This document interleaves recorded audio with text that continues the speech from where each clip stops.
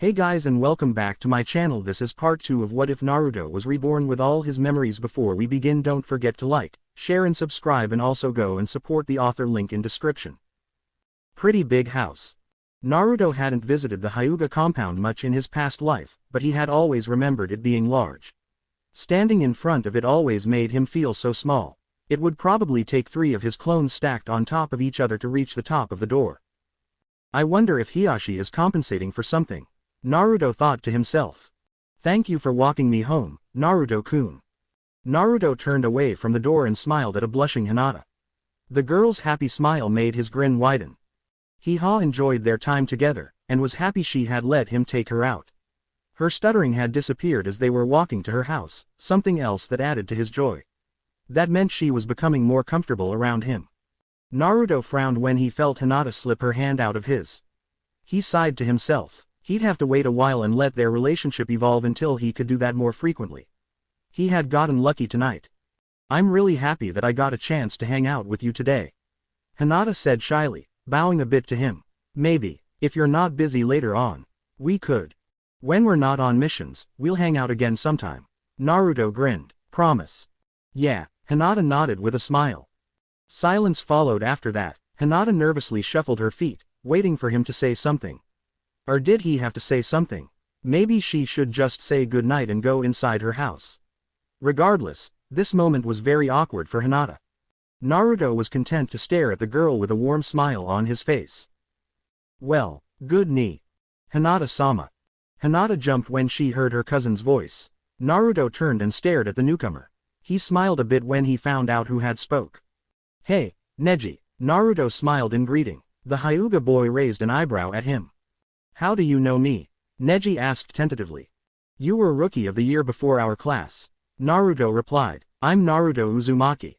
That is a name I'm unfamiliar with, Neji said slowly, his eyes narrowing a bit. More of a surprise for you then. Naruto grinned. HMPH. Neji redirected his attention back at his cousin. Hinata-sama, why are you back so late? It's past your curfew. Oh, well I was taking a test with my team and after that, Hinata stammered, feeling miserable when her stutter returned. The harsh glare Neji was giving her made her feel so uncomfortable. She was with me, Naruto spoke up, stepping between the Hyugas and shielding Hinata from her cousin's gaze. She passed the test her sensei gave her, so I took her out to celebrate. I wasn't aware Hinata-sama had any friends of her own, Neji said bluntly. Hinata's shoulders dropped. For your information, genius, she's got lots of friends. You just don't know them, Naruto retorted, turning his back to the boy, an action which only served to annoy the Hyuga prodigy. He smiled at Hinata. So I'll see you around, yeah. Definitely, Hinata smiled, grateful for Naruto's intervention. She blushed and stared down at her feet. Good night, Naruto-kun. Yeah, good night, Hinata. Naruto grinned as he wrapped his arms around her. This action shocked both Hinata and Neji. Naruto smiled mischievously to himself. He did this for Hinata's comfort, and for Neji's displeasure. The blonde did a cheer in his head when he felt Hinata's shaky arms wrap around his midsection. Bye. Hinata smiled and bowed as she broke away from him. She ignored Neji's glare as she practically skipped through the doors to the Hyuga compound. How close are you to my cousin? Neji inquired, turning his attention towards Naruto. Why should it matter to you? Naruto smirked. We're friends. That's all there is to it. Is that so? Yep, Naruto replied. He crossed his arms. So what's your deal with her? Aren't you her cousin? Hinata doesn't deserve the glares you give her. I always give Hinata-sama and the other main branch members the respect they deserve. Neji bit back at him, bitterness laced in his tone. How I present myself to her is none of your concern. As her friend, and someone who genuinely cares for her, I'm making it my concern. Naruto challenged, stepping towards the Hyuga. Neji tensed and activated his Byakugan. Think before you act, Uzumaki. Neji scowled, prepping himself should the blonde decide to attack. I always do, Naruto smirked, making Neji's glare intensify. Naruto stared at the Hyuga. He had to keep in mind that this wasn't his friend, Neji. This was the bitter lower branch member who hated the main branch for cursing him with the caged bird seal. He held the main branch responsible for the death of his father and hated the weakling he thought Hinata was. Naruto's expression softened when he calmed himself down. He had to be patient with this Neji. I should be turning in for now, Neji said when he saw Naruto made no other threatening movements. He turned and grasped the handle of the doors to the Hyuga compound. You shouldn't blame Hinata for that seal on your forehead, Naruto said, pulling out another memory from his mind. He watched as Neji stiffened and whipped around, his eyes full of surprise. Let's see how this plays out. How do you? Neji trailed off. I get the impression that Hinata gets a lot of hate from her family, Naruto said, glaring at the Hyuga. You hate her for your own reasons and her own father considers her a weakling. It's not good for her self-esteem. If you want that seal gone, you should be supporting Hinata instead of hurting her. Don't talk about things you think you know about, Neji snarled, grabbing the boy by the collar. How you found out about my seal is a mystery to me, but don't act like you understand me or Hinata-sama. You know nothing about what I've been through. Maybe, Naruto admitted, but I know what it feels like to be hated by those around you. All I'm saying is that you should support the future head of the main branch if you want to change things for the better. Future head of the, you're joking, Neji smirked, releasing the blonde. You're not referring to Hinata-sama, are you? Who else would I be talking about? Hinata-sama will never become head of the clan. Neji chuckled. She is destined to always remain the weakling that she is. You're wrong, Naruto said, glaring at the boy. I'll be supporting Hinata every step of the way so that she can change the clan. It is what she wants, after all. HMPH. You are a fool, Uzumaki Naruto, Neji said, shaking his head. He turned around and opened the door to the compound. Hey, Neji. Neji turned his head and glared at the blonde, preparing to counter whatever clever retort the boy had thought up. However, to his surprise, he saw that Naruto gave him a wide smile. In a few years, I'll get that seal off your forehead. And Hinata's gonna help me. Naruto grinned, giving the boy a thumbs up. I promise. Neji just stared at him. The conviction, determination and sheer confidence in his voice astounded the prodigy. Naruto made it sound as though it were a sure thing. Still, Neji's hardened expression returned and scoffed at the ignorant boy. You're a fool, Neji muttered as he shut the door behind him. Naruto stared up at the doors to the compound.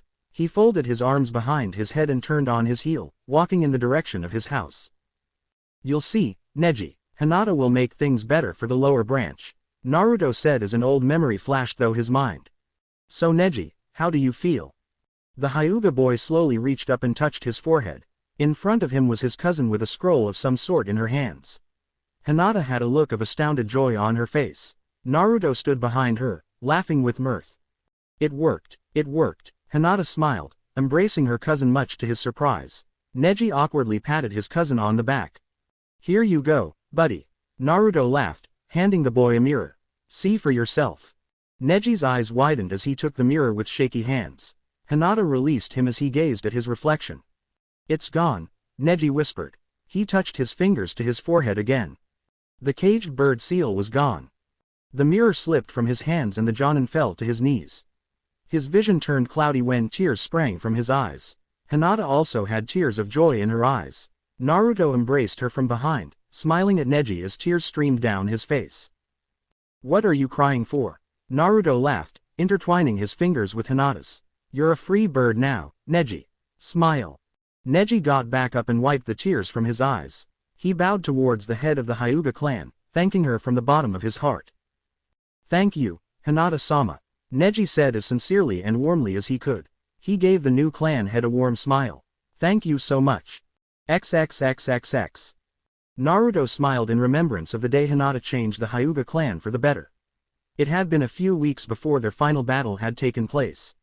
He had never seen Neji so happy. Looks like I'm gonna have to find some way to get on Neji's good side again. Naruto sighed. Not only that, he needed to find ways to bond with all his old friends. He would need to gain their trust again if he really wanted to change things for the better this time. XXXXX. I'm home. Welcome home, Naruto-sama. Naruto smiled at being greeted. Yujiro was sitting on a chair in the kitchen, sharpening her sword. He walked in and grabbed a cup of instant ramen from the pantry. How was your day? Yujiro asked. Great, Naruto smiled, thinking back to his time with Hinata. How was yours? Good, I looked around your village some more. It is very beautiful. Yujiro smiled as she put down her sharpening stone and sheathed her kodachi. It's a good place to live, but I wouldn't call the village beautiful. Naruto chuckled as he heated up his meal in the microwave. The area I visited was beautiful. There was a gorgeous flower garden in front of this one house. I stopped by to admire them. You like flowers? Naruto inquired. I do. Yujiro smiled. Gardening has been a hobby of mine ever since I was small. When I had free time I'd always play in the garden and water plants at the old house I stayed at. Ah, yes, I had served other families in my past life. Did I mention that before? Yujiro wondered, tapping her chin with her index finger. What was it like? Naruto asked curiously. Yujiro didn't answer immediately. For a moment, Naruto could have sworn he saw a fleeting look of sadness and hurt cross her features. I like Naruto-sama more than my old masters. Yujiro smiled. Naruto grinned back. I'm happy to hear you say that. Well, you should probably get some sleep after you're finished eating. Yujiro said, getting up from her seat. I am very tired myself, so I think I'll turn in early. Good night, Naruto-sama. Sweet dreams. Naruto smiled as he watched her leave the kitchen. Part of him wanted to ask more about her old life, but a voice in the back of his head told him that it was better to abandon his curiosity. At least for now, anyway. XXXXX. Wake up, Naruto-sama. Yujiro stared down at her master as he moved underneath the sheets of his bed. All she got in response was a tired groan. 5 more minutes, Naruto mumbled, still half asleep. He slowly reached over and pulled his other pillow over his head. Yujiro giggled at his drowsy state. Naruto-sama, someone is here to see you. It would not be polite to keep them waiting. Gurg, Smurfum, Z's. The fox girl sighed when the boy turned over and proceeded to fall back asleep. Her eyes narrowed as she slowly reached down and grabbed hold of the underside of the mattress. Forgive me, Naruto-sama. She promptly flipped the mattress over, effectively waking the boy up. What the hell? Naruto shouted as he was thrown off the bed. He landed unceremoniously in the corner of the room.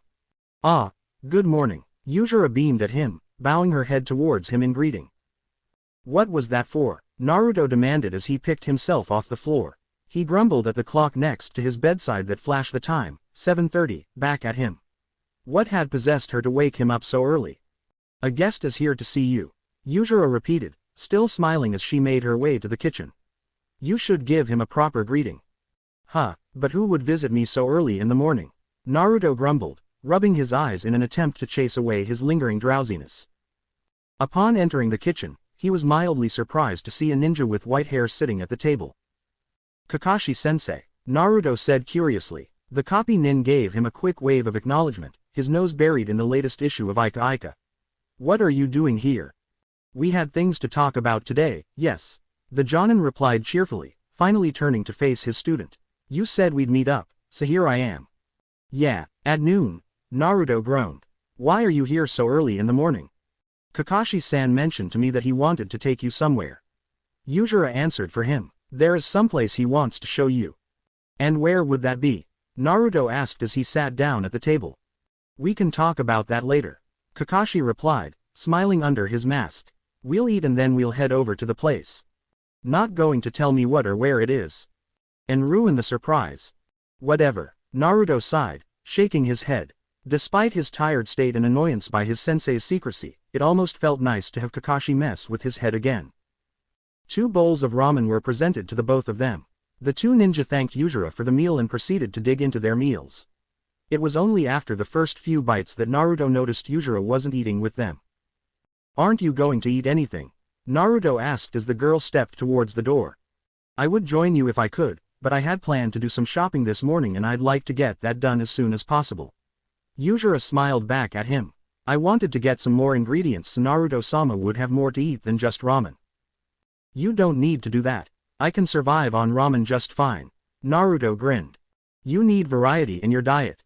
Too much of one thing is bad for the body. Yujiro argued. How are you even going to go out when you've got those sticking out of your head? Naruto asked, pointing to her fox ears. I've found a way around that. The girl smiled back, taking a red bandana out of her kimono's sleeve. She tied it around her head and over her ears, completely covering them up and hiding them from sight. I can't very well buy food in my fox form. It could fall off, and others might see. Naruto protested, getting up from his seat. If you have a list of food, I can go out and get it later so. I am your servant, I do the shopping. Yujiro interrupted as she quickly stepped out the door. I will leave you two alone. I'm sure you have much to talk about. Wait, I can. His response was the sound of his door shutting. Hope she'll be okay. Naruto sighed, sitting back down. He couldn't even begin to imagine how the villagers would react if they saw her fox ears. Quite a nice little helper you've got there, Kakashi said, breaking Naruto out of his thoughts. The boy was shocked to find that Kakashi had already finished his meal. The copy nin chuckled. She acts like she's your wife. I'm happy to have Yujiro around, but our relationship isn't like that. Naruto replied, his cheeks turning a little pink. Don't let how she refers to me fool you. I don't treat her like a servant. I know, you're not the kind of person who would treat someone like that, Kakashi said reassuringly. He leaned back in his seat. So what's her story?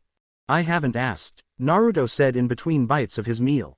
From the impression I got, it's not something that she'd be comfortable talking about. Some things are just better to be left off until later, you know. True, Kakashi nodded in agreement. I'm curious about her though. I can see why her ability would be the reason she was sent back with you, but I wonder what makes her so willing to help you. I'm a likable guy, aren't I? Naruto grinned, earning a small chuckle from Kakashi. He folded his hands and muttered a thank you as he finished his meal. But she said that she wanted to repay my parents for giving her new life by serving their son. I want to get to know her better, but I don't know a whole lot about her right now. Well, you've got plenty of time to find out. Kakashi smiled as he got up from his chair. Ready to go? Yeah, Naruto nodded, also getting up. Can you please tell me where we're going now? You'll see, Naruto. Kakashi chuckled. You'll see. XXXXX. It didn't take long to get to their destination. Naruto was surprised when Kakashi ended up taking him to Konoha's cemetery. As far as he knew, no one had died yet. When Naruto had asked, Kakashi had ignored him. The copy nin had silently walked into the graveyard, leaving Naruto with no choice but to follow him. Only after his teacher stopped in front of a certain grave and after Naruto had read the names inscribed on the tombstone did he realize why Kakashi had brought him here. Kakashi stepped back as Naruto slowly approached the grave. The boy knelt down and sat on the ground, crossing his legs underneath him. A warm smile made its way onto the youth's face. Hey mom, hey dad. In front of him was the grave of Minato Namikaze and Kushina Uzumaki. It was kept away from the other graves in a hidden area near the corner of the graveyard. Their tombstone was surrounded by white flowers growing up out of the ground. Naruto leaned forward and slowly ran his fingers over his parents' names. Their bodies were buried together seeing as they died together protecting you, Kakashi said, watching as his student stared at the stone slab. It seemed fitting for those two. I wonder why I never came here before. Naruto wondered aloud. I mean, even after I learned they were my parents I never came near this place. Why didn't I ever think of visiting my parents' graves? After all we've gone through together, why did I never tell you they were your parents in your past life? Kakashi posed a question, making Naruto turn to look at him. The Jonin sighed and looked up at the morning sky. Some things just slip our minds. I guess so. Naruto smiled back at him before turning towards the grave again. You know, even though they weren't around to raise me, they did more for me than most parents would do for their children. They brought you back from the dead. I don't think any parent has accomplished that before. Kakashi chuckled. He frowned at his student's back. Naruto, if they had the choice, they would have chosen to raise you the way a family was supposed to. I'm sure that they regretted not being able to be there for you when you were young. I know they had regrets when they died. Naruto sighed. He smiled lightly when he thought back to the times where his parents had appeared before him in his mind. Dad wished he could have seen me grow up and become a better ninja than he was. Mom wished she had gotten the chance to raise me properly and see my wife and grandkids.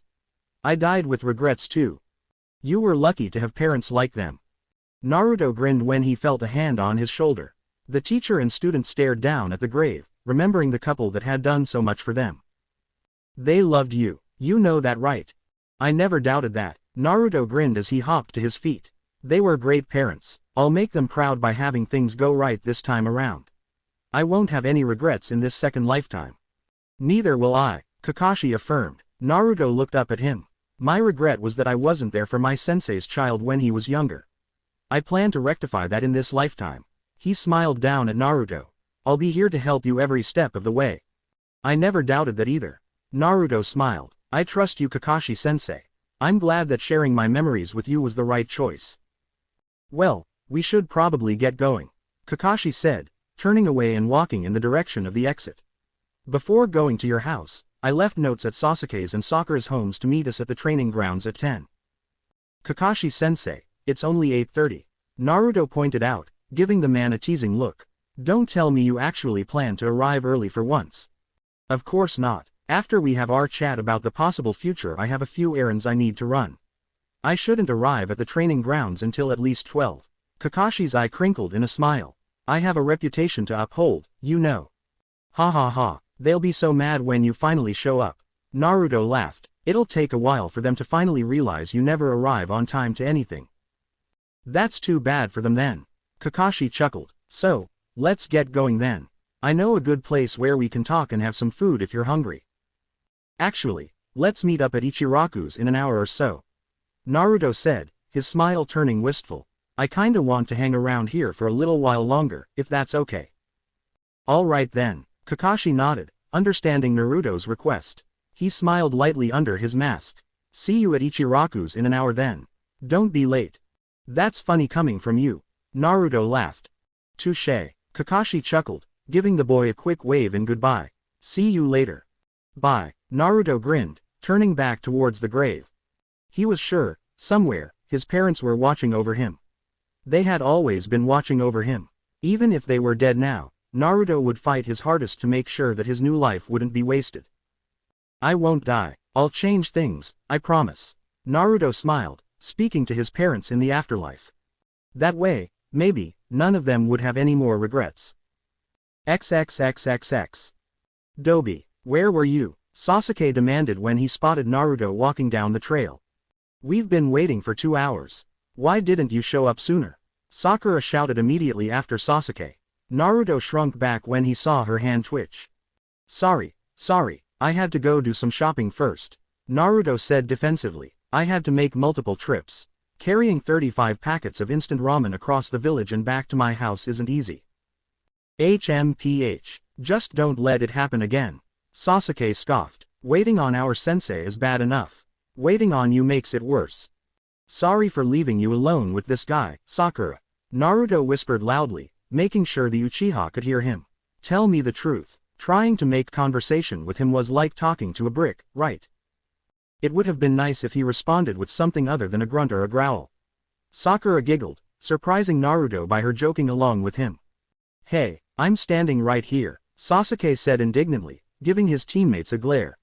Looks like the only way to get a reply out of him is to insult him. Naruto grinned, disregarding the boy. What a social butterfly.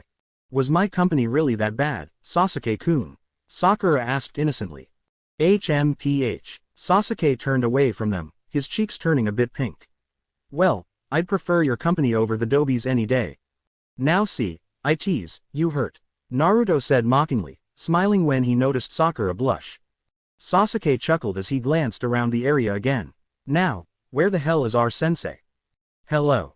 Ga. Sasuke jumped when he heard Kakashi's voice behind him. The boy turned and glared at their team's sensei while the ninja just stared back lazily. He raised a hand in greeting. Yo, Kakashi smiled. Your note said 10. Where were you for the past 2 hours? Well, I had to run a few errands, then I met up with a friend to chat about a few things. Kakashi replied, casting a quick glance over at Naruto. The blonde smiled in response. I actually wanted advice regarding how I should start training you all. Naruto thought back to the conversation they had only a half hour ago. After Naruto had left the cemetery and met up with Kakashi at Ichiraku's, they had left to go to a quiet parlor where they could talk. While Naruto and Kakashi had talked about Naruto's plans regarding the future, who else he had in mind for sharing memories with, his talk with Kyuubi, and his thoughts about how to get a hold of the other demon containers, the main topic of their conversation had been about their team. Both he and Kakashi agreed that their team needed to get strong fast. Not only that, they needed to drive the values of teamwork into their minds and bodies immediately. They were friends, they were a team, and now they just needed to cement their bonds. After our chat and reviewing your files the Academy kept on all of you, I've decided how I should go about training each of you. Kakashi said, crossing her arms in front of him. Let me start with your strengths and weaknesses.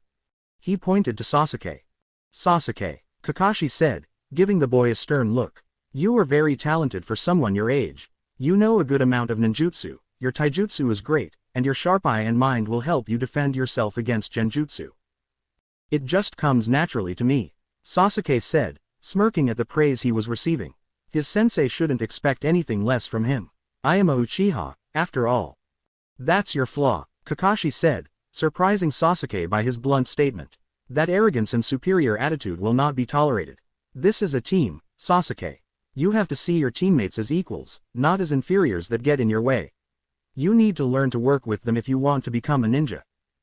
I wasn't. I didn't mean. Sasuke trailed off. He glanced at his teammates. The both stared at him with blank looks on their faces. I don't think badly of you guys. We know, Naruto replied, twirling a pinky inside his ear idly. Sasuke was surprised his careless attitude, wondering why he wasn't offended. We're your friends. We're not gonna get mad at you just because you're proud of your skills. We already know you're strong, Sasuke-kun. We respect you for that. Sakura smiled reassuringly. Naruto and I trust you, and we hope that you trust us too. Still, sorry if I sounded like I was bragging for a minute there. Sasuke added, still feeling uncomfortable at his own words. Don't worry about it, Naruto grinned, waving him off. Like I said before, you're strong because of you, not because you're an Uchiha. Yeah, Sasuke smiled a bit, grateful for his teammates' kind words. Anyway, moving on to Sakura, Kakashi said, smiling at the exchange between his team. You're smart, that goes without saying. You have great chakra control, but you aren't all that strong physically. Sakura's fine the way she is, isn't she? Naruto spoke up. Just because she can't hit as hard as me or Sasuke doesn't mean she's a bad ninja. We wouldn't have passed the bell test hadn't it been for her plan. Sasuke asserted. You guys, Sakura smiled warmly, grateful that they were so quick to defend her. I didn't say she was a bad ninja just because she's not the best fighter. Don't put words in my mouth, Kakashi retorted, silencing the trio. All I'm saying is that that's what we need to work on. Don't worry, I know a trick that could give your physical strength a huge boost. If you perfect the technique, you could have the strength to level an entire building. The trio blinked at him, not sure if their teacher was telling the truth. Sakura looked down at her tiny hands, not believing that there was a technique out there that could give her that much power. And lastly, Naruto, Kakashi said, turning towards the boy. You've got huge chakra reserves, kid. More than a kid your age should have. That Kage Bunshin technique of yours will come in handy on missions, and your enthusiasm for learning is a plus. However, you don't have a lot of other techniques besides that one jutsu. Your taijutsu is okay, but your chakra control is lacking. Another problem is your somewhat careless attitude and reckless behavior. I'm glad you know teamwork, but I'm worried you might not be able to follow orders. Silence. Naruto looked at his teammates expectantly. What, not going to defend me? Naruto said incredulously. Hey, he made a good point. Sasuke smirked. What's to argue against? You've gotten a little bit more mature, Sakura admitted while giggling, but you still act like a knucklehead at times. Some friends you guys are. Naruto pouted, crossing his arms as he gave each of them a mock glare. See if I ever defend you two again. Kakashi chuckled a bit at their antics. It was good to see them getting along so well this early. It would make training them much easier. Well then, let's get started, Kakashi said, cracking his knuckles and making his students jump. We have to fight against you? Sakura asked, voicing her surprise. We'll work on teamwork and improving your strength for now. This is just a quick match to test your strength and see where you need improvement, Kakashi said, raising his fists. Keep in mind, you won't be able to beat me individually. Let's see if you guys can find a way to defeat me together. Naruto, Sasuke, and Sakura quickly readied themselves. Determination flashed in their eyes. Let's go, all three of them chorused as they charged their sensei. XXXXX. Shikamaru stared up at the clouds as he lied down on the grass. The wind blew through his hair and he let out a sigh of contentment. He always felt so relaxed staring up in the fluffy white puffs in the sky. This quiet, serene moment was just what he needed to fall into a comfortable sleep. What do you think that cloud looks like? Shikamaru sighed. A cloud. I think it looks like a chicken leg. Another sigh. Shikamaru slowly turned his head to stare up at Choji who sat on the grass beside him. The boy was staring up at the clouds with a dazed look on his face. He could hear his stomach growing from his position next to him. Just be quiet, I'm trying to get some sleep. That one looks like tenderloin. Choji added, ignoring his friend's words. And that one looks like a frog. Choji, please keep your stomach from talking for you. Shikamaru groaned. I wonder what a frog would taste like if it was fried. Choji murmured. Shikamaru rolled his eyes. Their sensei had given their team the weekend off and told them their training would start next week, and while Shikamaru had agreed to that plan, he admitted that he was feeling a bit bored.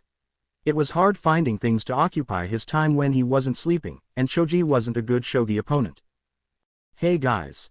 Both Shikamaru and Choji turned their heads to find Naruto waving at them. Choji, being the friendly guy he was, waved back in greeting.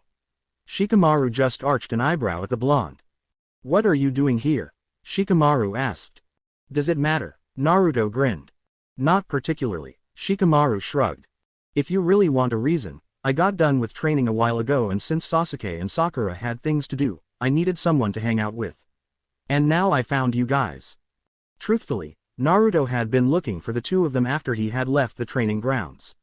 His talk with Neji last night made him realize that he needed to take time to chat with all his friends again. Plus, Naruto did miss talking with all his old friends. What are you guys doing anyway?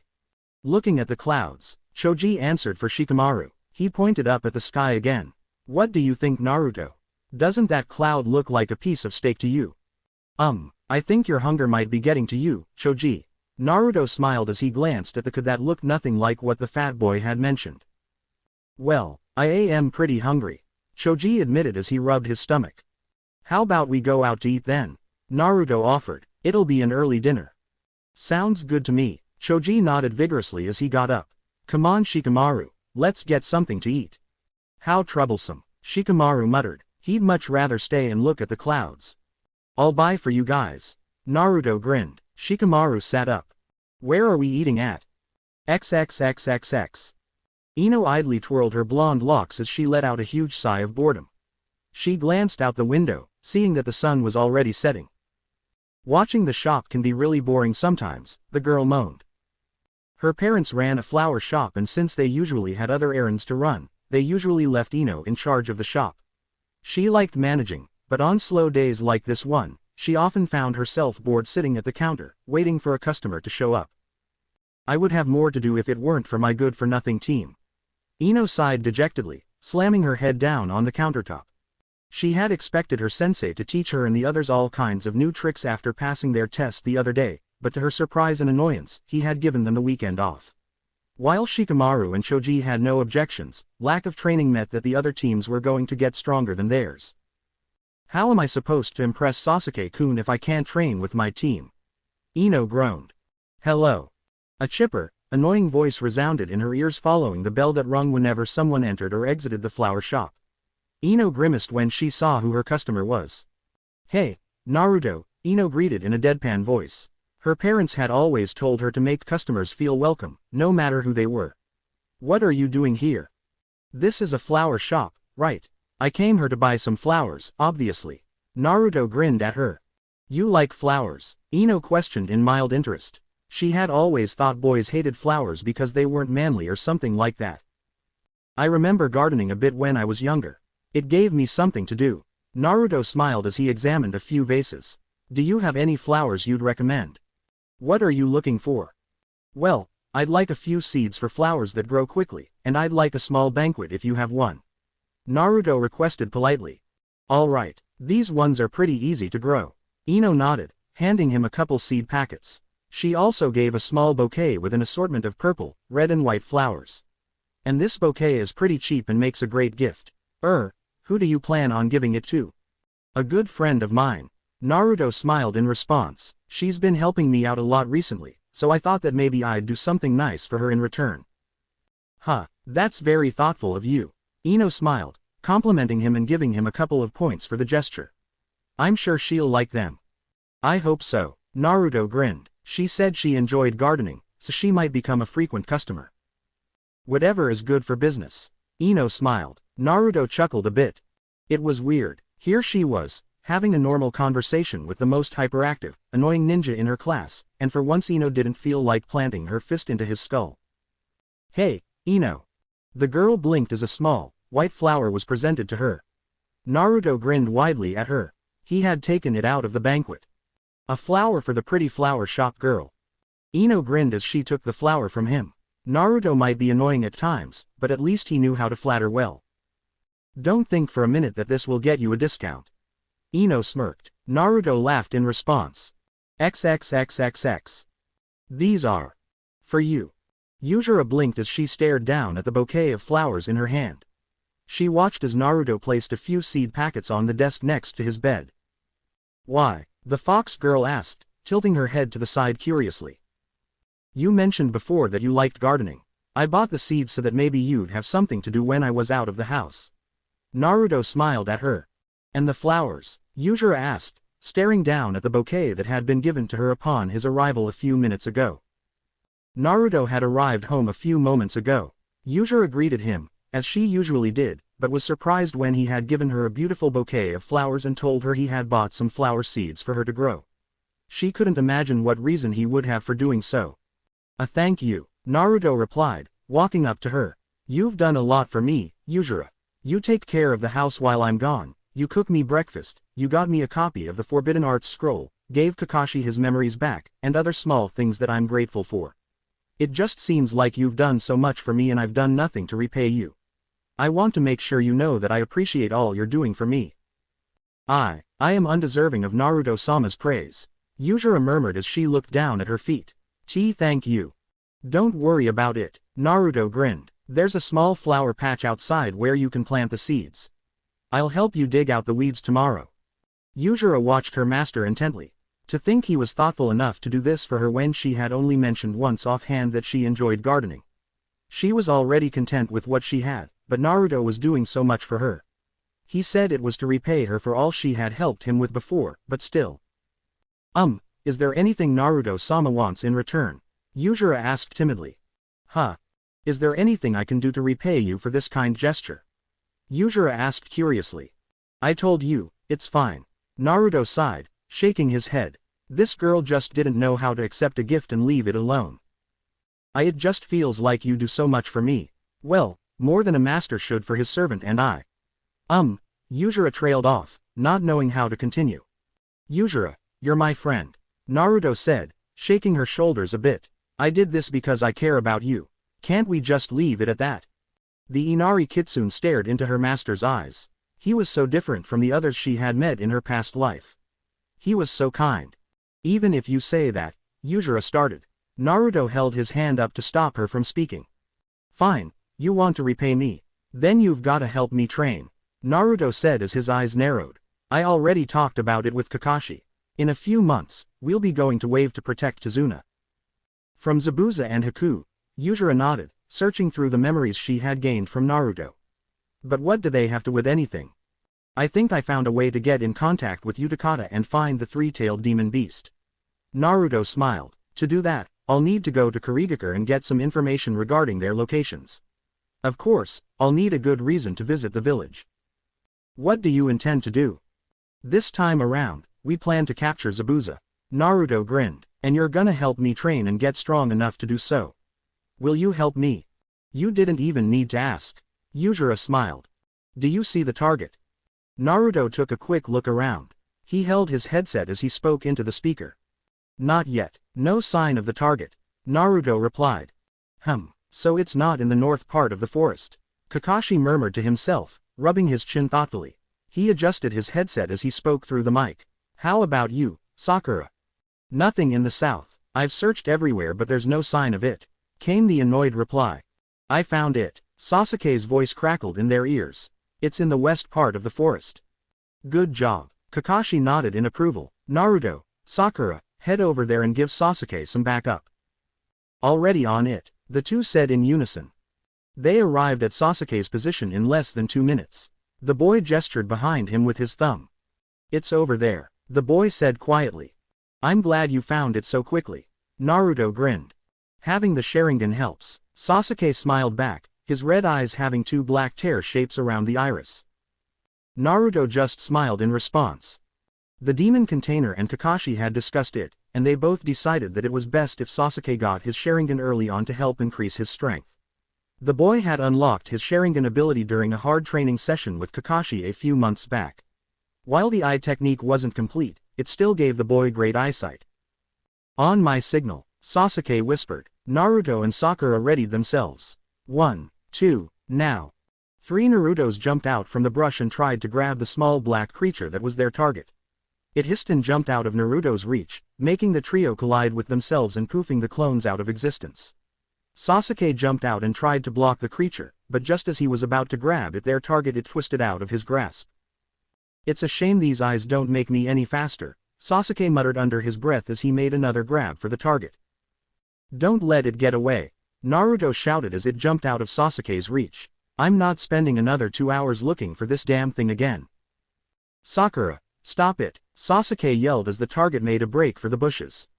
Hold it, Sakura yelled, slamming her fist down on the ground, making the ground explode beneath her. The target cried out and fell over as rocks and dirt flew over its head. Nice, Naruto grinned as he and Sasuke walked over to their teammate. You stopped it. I wonder if you killed it though, Sasuke wondered as he watched their target undergo some kind of spasm on the ground. I just surprised him is all, Sakura said, rubbing her fist. A small crater was left where she had punched. While Kakashi wasn't the expert, Tsunade was when it came to teaching others how to build up and release their chakra in one burst. With Naruto's help he had managed to give Sakura a general idea about how it was done. Being the smart girl she was, Sakura was able to pick up on the technique pretty quickly. While the technique wasn't perfected and nowhere even close to the strength she had in the past, her fist still packed a punch. Granted, she couldn't keep from hurting herself a bit from the impact just yet. You know, I used to like cats before, Sakura said as she looked at the scratches on her knuckles. Now I can't say that I'm as fond of them as I was before. Naruto grumbled in response as he looked down at their client's cat, their target for capture. Doing this mission in his past life wasn't fun then, and it wasn't fun now. This would be his teammate's 6th time capturing the cat, but it would be his 12th. Stupid cat, Naruto muttered, glad their mission was over. Kakashi-sensei, we've captured the target, Sasuke reported to their teacher. We'll meet you at the Hokage's tower to collect our pay in 10. All right, Kakashi smiled. Good work team, see you in a bit. XXXXX. It had been about 2 months since Team 7 had taken the bell test and 2 months since Naruto and Kakashi began working together to use their memories of the past to help change the future. Of course, they hadn't talked about it as extensively as they had imagined they would. Both had agreed that, for now anyway, they'd focus on strengthening their team. Other than teaching Sakura a bit of Tsunade's lessons and helping Sasuke unlock his Sharingan, the team had improved quite a bit in Naruto's opinion. Not only did they get stronger, but their team got closer too. Sasuke was more open and smiled more often, and Sakura didn't hit him as much as she used to. Naruto was happy that he and his friends had already formed such a strong bond with each other so early on. Knowing that he could already trust his friends with his life, and knowing that they thought the same was something that he never expected to obtain so early. Naruto guessed that he had his maturity gained in his old life to thank for that. He was glad none of the choices he had made so far negatively affected him. Of course, the changes he had made weren't big changes in his opinion. Just recently, Naruto and Kakashi had discussed an event that would be their first big turning point. Their first hurdle, their first attempt to truly change things. They would be assigned their mission in Wave today if things played out like they had before in the past. Naruto knew this would be a challenge. His goal was to capture Zabuza to further his plans for changing the future. Kakashi had wondered what Naruto hoped to gain by capturing the dangerous ex-Mist Ninja. The blonde had told him it was his only plan so far to get in touch with certain people. Zabuza would be his ticket to meet up with Utakata and finding the three-tailed demon beast. For this plan to work, the first step was to make sure they got the mission in Wave. Naruto and Kakashi knew that shouldn't be too hard since their team performed much better than when they first started out in their past life. I'm tired of all these stupid D-rank missions, old man. Give us a C rank already. Not only that, but Naruto's old persistence and need to get their first C rank mission would also help. Sakura and Sasuke groaned in embarrassment at how Naruto was addressing the Hokage. Kakashi just stood behind them, smiling under his mask. Naruto, mind your manners, Iruka chided, sitting up from his chair. This is not how you should ask a favor from the Hokage. Stay out of this, Iruka-sensei, Naruto said, glaring at the man. He turned back towards the Hokage and crossed his arms. I'm tired of all the chores and errands we run in those stupid D-rank missions. We need something more challenging, right guys? Hey, don't pull us into your arguments. Sakura snapped at him, more than a little annoyed by her teammates' immature behavior towards the issue. Sasuke grunted in agreement. But although the two wouldn't say it out loud and disrespect the Hokage the way Naruto was, Sasuke and Sakura were also sick of all the low-ranked missions they were getting. Do you think you're ready for a C-rank mission, Naruto? Hiruzen asked, arching an eyebrow at the boy. Not just me, but my teammates too. Naruto grinned. We'll take down any mission you give us. Hiruzen Sarutobi thought it over for a bit. He had seen the reports, and Kakashi's team had done better than he had expected. The team got along well, all missions were completed in a short amount of time, and each mission had been wrapped up nicely and met the objectives given. But were they really ready for a C-rank mission? They had only graduated 2 months ago, and none of the other newly graduated teams had been given any C-rank mission yet either. I think my team can handle a C-rank mission, Kakashi put in, making the Hokage and Iruka turn their heads towards him. They're all more than capable of handling themselves out there. Very well, Sarutobi smiled, nodding at their sensei's encouragement. Let's see what mission we have available for you. Naruto held his breath. There was always the chance they wouldn't get the mission they wanted. He needed the wave mission. How about this one? Sarutobi handed Naruto the mission papers. You'll be escorting a man named Tazuna to the border of Wave Country. Does that satisfy you, Naruto? More than you can imagine. Cool, thanks, old man. Naruto smiled, turning on his heel and heading towards the door. Hold on, Naruto. You should meet your client first, don't you think? Sarutobi pointed out, a bit thrown off by Naruto's nonchalant attitude. He had expected him to be a bit more excited. Sir, could you please come in? These brats are the ones that are gonna escort me. Tazuna slurred as he walked through the door. You must be joking. Naruto grinned when he saw the man. Gray hair, lazy look, drunken with a bottle of sake in one hand, Tazuna looked exactly how Naruto remembered. So you're a bridge builder? Naruto asked as he pretended to read the mission papers to learn about what he already knew. What are you doing in Konoha? Had to get supplies, Tazuna answered as he regarded the team assigned to him with a lazy eye. Couldn't I have gotten someone stronger? Hey, don't underestimate us.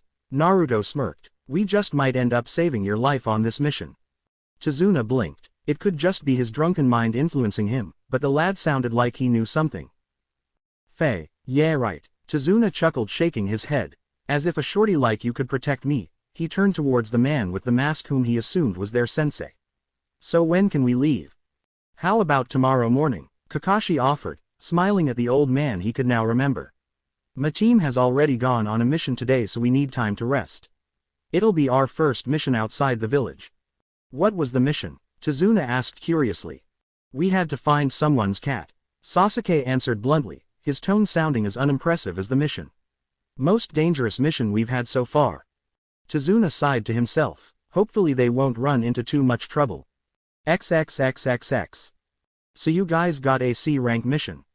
That's right. Naruto smiled as he blocked Kiba's punch. It'll be nice to see get out of village for once. You're lucky, dude. Kiba laughed as he ducked to avoid Naruto's kick. Maybe we should try asking for a C-rank mission. All we've done is errands for people. As a prank, my sister Hannah gave our team a mission to clean out the cages at my house. At least she finally found a way to make you do your chores. Naruto grinned as he threw a few punches at the dog ninja. Kiba laughed as he blocked the punches. Naruto glanced towards their spectators, who stood off to the side watching the two boys spar. What was that like, Hinata? Unpleasant. Hinata sighed. She gave Kiba a mock glare. We would have had less work to do if Kiba-kun would do his chores once in a while.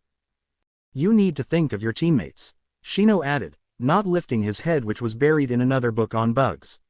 Akamaru sat next to him, watching the battle with mild interest. Sorry to say, but that's not gonna happen. Kiba laughed in response. The boy turned his attention back to Blonde he was sparring against. About a month ago, Hinata had introduced him and Shino to the boy. Kiba had recognized Naruto from the academy, the failure who he thought hadn't graduated. He also had the reputation for being an annoying prankster, but shortly after meeting him, Kiba found a great friend in Naruto. The boys actually shared a few interests, and their similar attitudes also helped them become better friends. What Kiba was grateful for was Naruto's help in bringing his team closer together. After Kiba had met his teammates, they had trouble communicating with each other. While the dog ninja tried to find out more about his teammates, Hinata was too shy and most of her responses had been stutters and Shino just didn't respond to anything. After Naruto showed up, everything had been more comfortable between them. While she was still shy, Hinata lost her stutter and by some miracle Naruto got Shino to start talking. Team 8 and 7 were actually on pretty good terms with each other. Shortly after Naruto had started hanging out with Team 8, the blonde had suggested their teams get together for training every once in a while. Kakashi and Kurenai had jumped on the idea. Their teams would compete against each other in friendly competitions where each team tried to outdo the other. These exercises helped in bringing the teams closer together, gave Hinata more confidence, and made Shino speak. It was a good relationship. Hold up, Kiba. Naruto paused, catching the boy's fist. He turned his head towards Shino. What time is it? 4 o'clock. Why? Shino asked. Oh, Naruto-kun, we should probably get going, Hinata said as she got up. She brushed the dirt off her pants. Yeah, sorry, Kiba, we'll continue this match later, yeah, Naruto said as he bumped fists with his friend. Where are you guys going?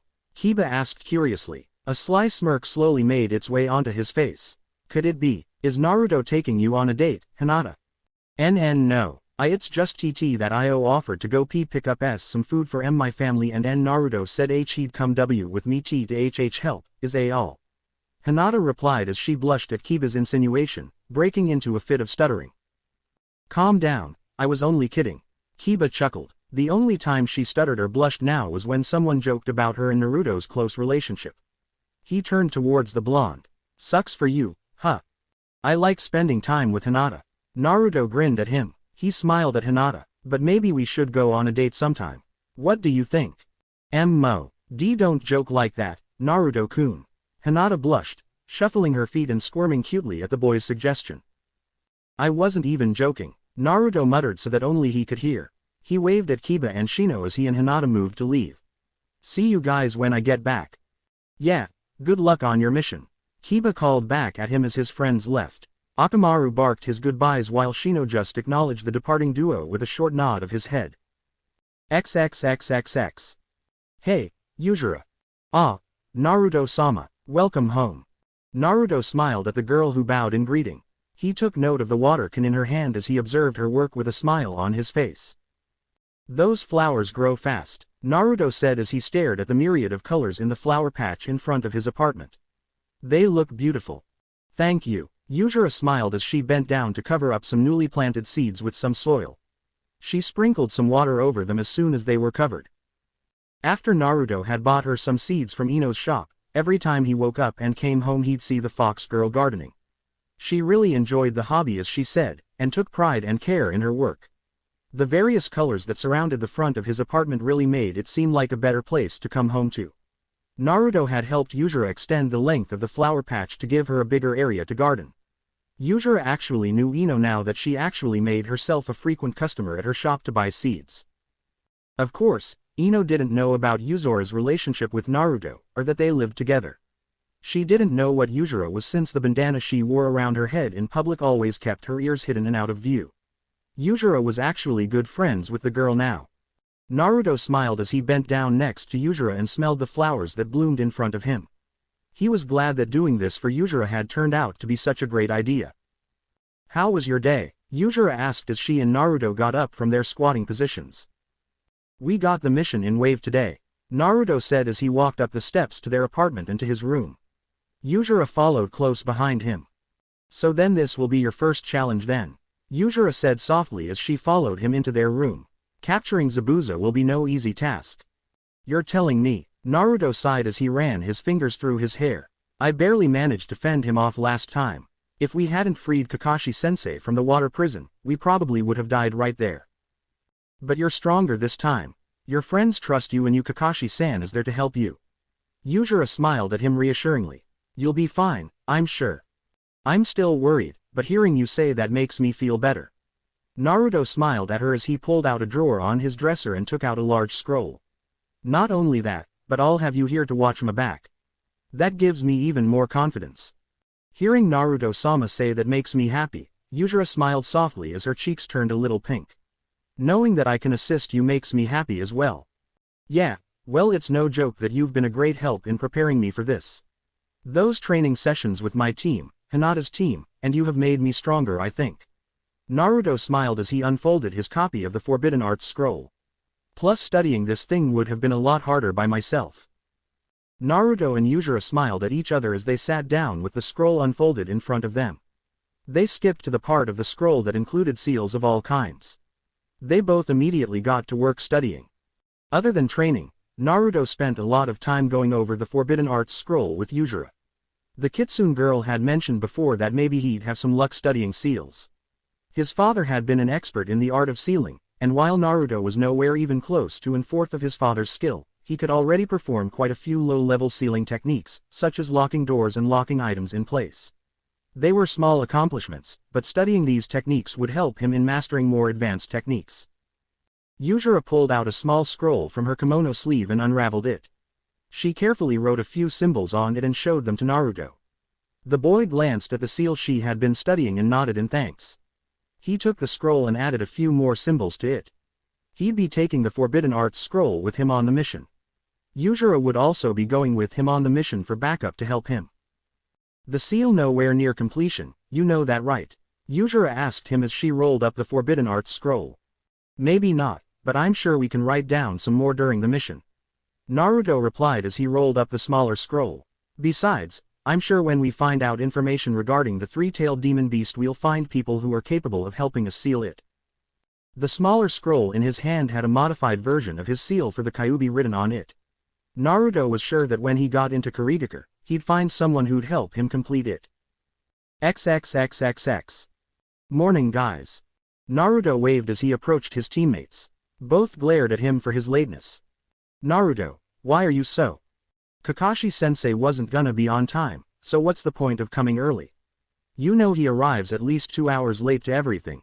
Naruto cut Sakura off before she could finish. The pink-haired girl huffed and crossed her arms, knowing that she couldn't argue Naruto's point. A few minutes later Kakashi did show up with Tazuna in tow. He waved at his students whilst smiling underneath his mask. Morning, students, Kakashi greeted as he stepped in front of them. I hope I didn't make you wait too long. Naruto chuckled while Sakura and Sasuke grumbled in response. Yeah, good morning, how are you and all that? Tazuna said loudly as he stepped past them. They could already tell he was drunk. I wanna get back to my country as soon as possible. I've got things to do, places to be and bridge to build.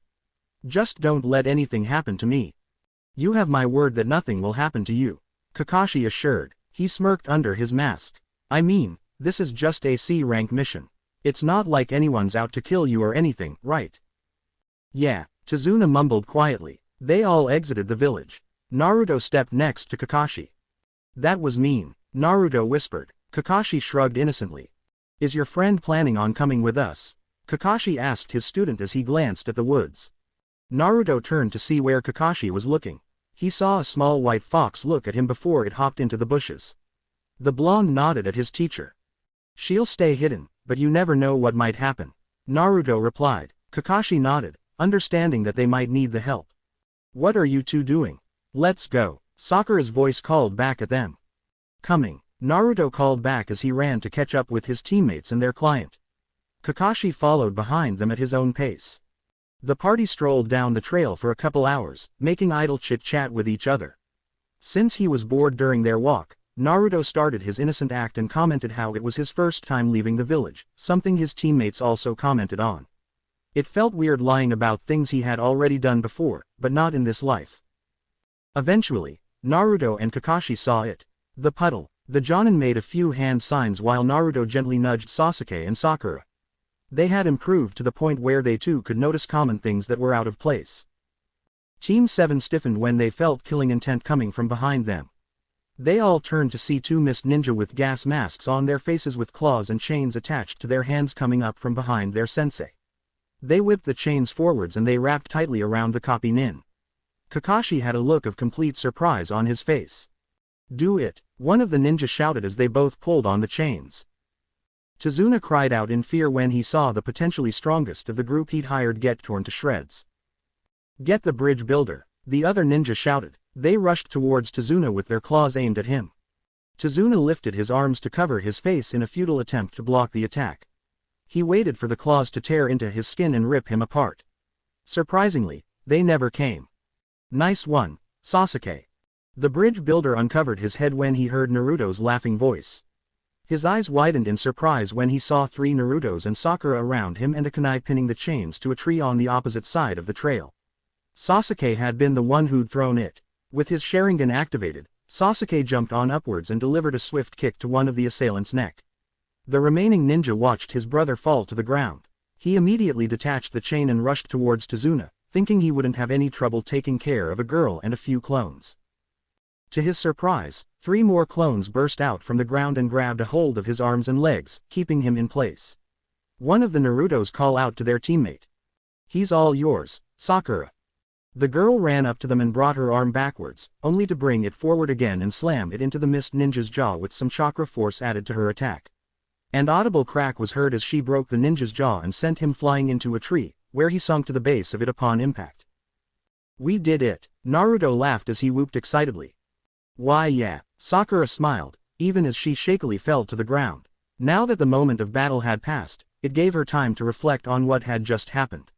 They had been attacked by other ninja for the first time. But why would these ninja attack us? Sasuke wondered as he kicked one of their bodies. Foreign ninja wouldn't attack us without reason. Tazuna just stared at the kids who had just taken out 2 people sent to kill him. But that wasn't why he was so surprised. They had just seen their teacher get ripped to pieces in front of them. Why were they acting so calm? I believe our client can answer that question. Tazuna jumped and turned around to see Kakashi standing behind him with an expectant look on his face. The bridge builder pointed at him in shock. But you were. Substitution technique. Sasuke answered for him. Kakashi-sensei wouldn't be killed so easily by those 2.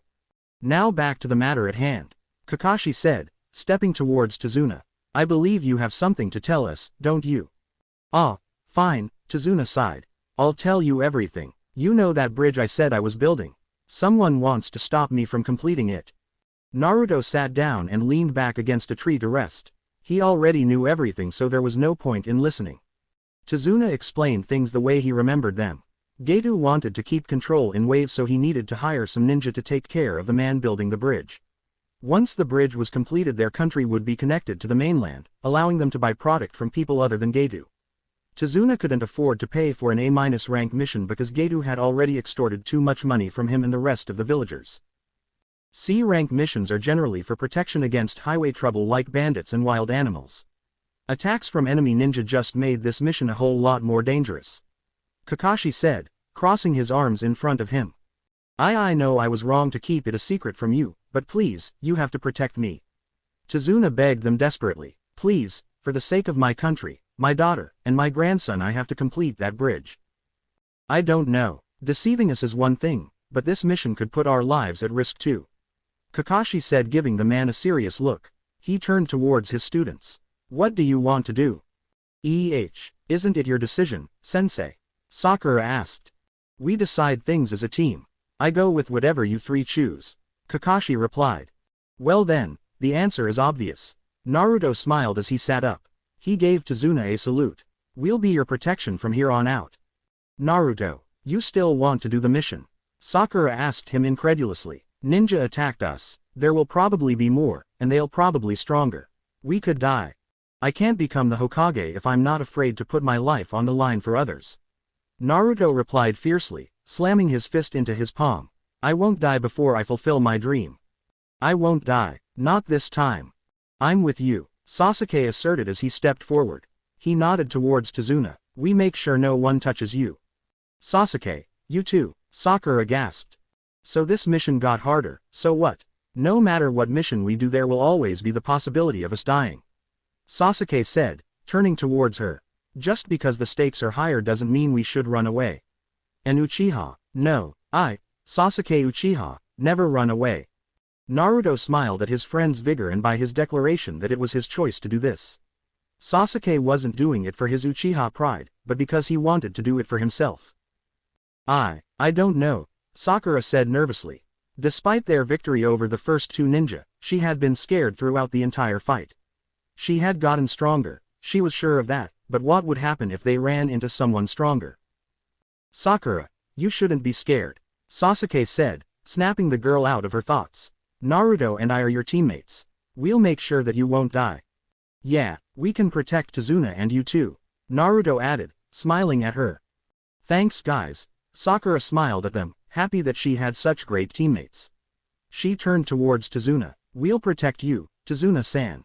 We'll help make sure that bridge is completed. Well then, there's you answer. Kakashi shrugged, smiling beneath his mask. Looks like we'll be together for a bit longer. Thank you. Just, thank you. Tazuna gave them a deep bow. Let's get moving then, Naruto grinned. The sooner we get you to your village, the sooner you can complete that bridge. And the sooner we can capture Zabuza. XXXXX. Alright, this is as far as I can take you. The group stepped out of the small boat. Tazuna turned to thank the ferryman for taking them to the island. Thank you so much. You have no idea how much this means to me, Tazuna said sincerely to the man. You want to thank me? Just make sure you finish building that bridge. The man replied. He leaned closer to Tazuna and spoke in a whisper as he glanced at the children the bridge builder had brought with him. But are you sure you should be bringing children into this?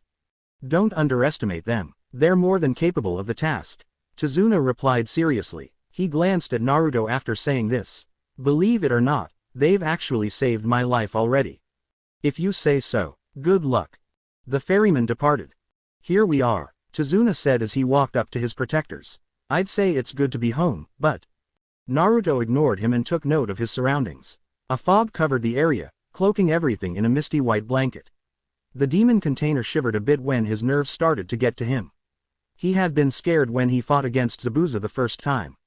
Now that he knew the man was coming this time, he couldn't help but feel a little apprehensive.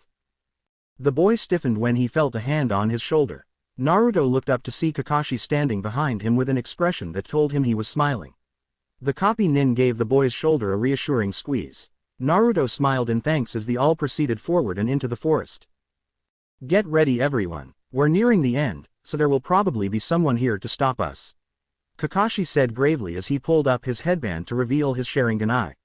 He had long since revealed it to his team, so its appearance came as no surprise to them. Sasuke also activated his Sharingan. After a few moments of walking, Kakashi and Sasuke both called out at the same time. Get down. Naruto tackled Tazuna to the ground as everyone else hit the floor. A massive, and to Naruto and Kakashi, familiar sword flew over where their heads had been a second ago. It connected with a tree on the opposite side of the forest and stuck there. A shirtless man covered in bandages landed on the sword's hilt and stood there. Naruto and the rest slowly got up from their positions and stood at ready. Tazuna and Sakura shook slightly as they stared at the man who had thrown the sword. Naruto, Kakashi, and Sasuke all glared at their attacker. Zabuza Momochi, demon of the hidden mist, Kakashi said as he pulled out a kunai. The ex-mist nin smiled underneath his mask of bandages. Well, you're the infamous copy ninja, Kakashi Hatake. Zabuza let out a throaty chuckle as he jumped down to the ground and pulled his sword out of the tree. He swung it back and rested it on his shoulder. How can he swing that huge blade around so easily? Sakura whispered. A strong opponent has made his appearance, Sasuke said, his Sharingan flaring. I'm getting excited already, Naruto grinned, cracking his knuckles. With his teammates with him, he could already feel his confidence building up. Here we go, I won't lose this challenge. Sakura, protect Tazuna. Naruto, summon some clones to help her, Kakashi ordered. Sakura placed herself in front of Tazuna while 4 other Narutos helped form a pentagon around the bridge builder. Naruto and Sasuke, you cover me from a distance. I'll probably have to take care of him myself. Ha ha ha, I can tell that you'll be a challenge, Kakashi, Zabuza laughed darkly. The mist around them thickened as the ex-mist nin disappeared inside the whiteness. Let's make this a fight we can enjoy. Everyone stood in silence for a while. Naruto and Kakashi were familiar with Zabuza's techniques, but Sakura and Sasuke were still unaware. They both hoped that things would still end with all of them coming out of this alive. Naruto and Sasuke's eyes widened when they saw someone materialize behind Kakashi. They were about to call out to him, but Kakashi, with his Sharingan, had already seen him coming. The copy ninja swung his fist backwards and nailed Zabuza right in the jaw. Not to his surprise, the man dissolved into water and splashed to the ground. Water clones, Kakashi muttered as he shook his hand to get the water off. His eye picked up on something to the left. Kakashi jumped upwards when a sword swept underneath him. The Jonin shot his foot backwards and caught another clone in the neck. It exploded into water. Naruto and Sasuke jumped back when a sword slammed down where they had been standing a moment before. The duo took out some shuriken from their pouches and threw them at the clone that had attacked them, hitting it in the shoulder blades and dispelling it. "Where's the real one?" Naruto shouted. Sasuke searched around frantically with his Sharingan. His eyes widened when he saw someone material in next to Sakura. "Sakura!" Sasuke yelled to her. The girl's eyes widened when she saw the Rouge Nin beside her. Zabuza smirked sinisterly under his mask as he raised his sword above his head. "Easy kill," the man thought as he smiled to himself. "Protect the VIP." The ex-Mist Nin's eyes widened when he felt a group of bodies surround him and lash onto his limbs.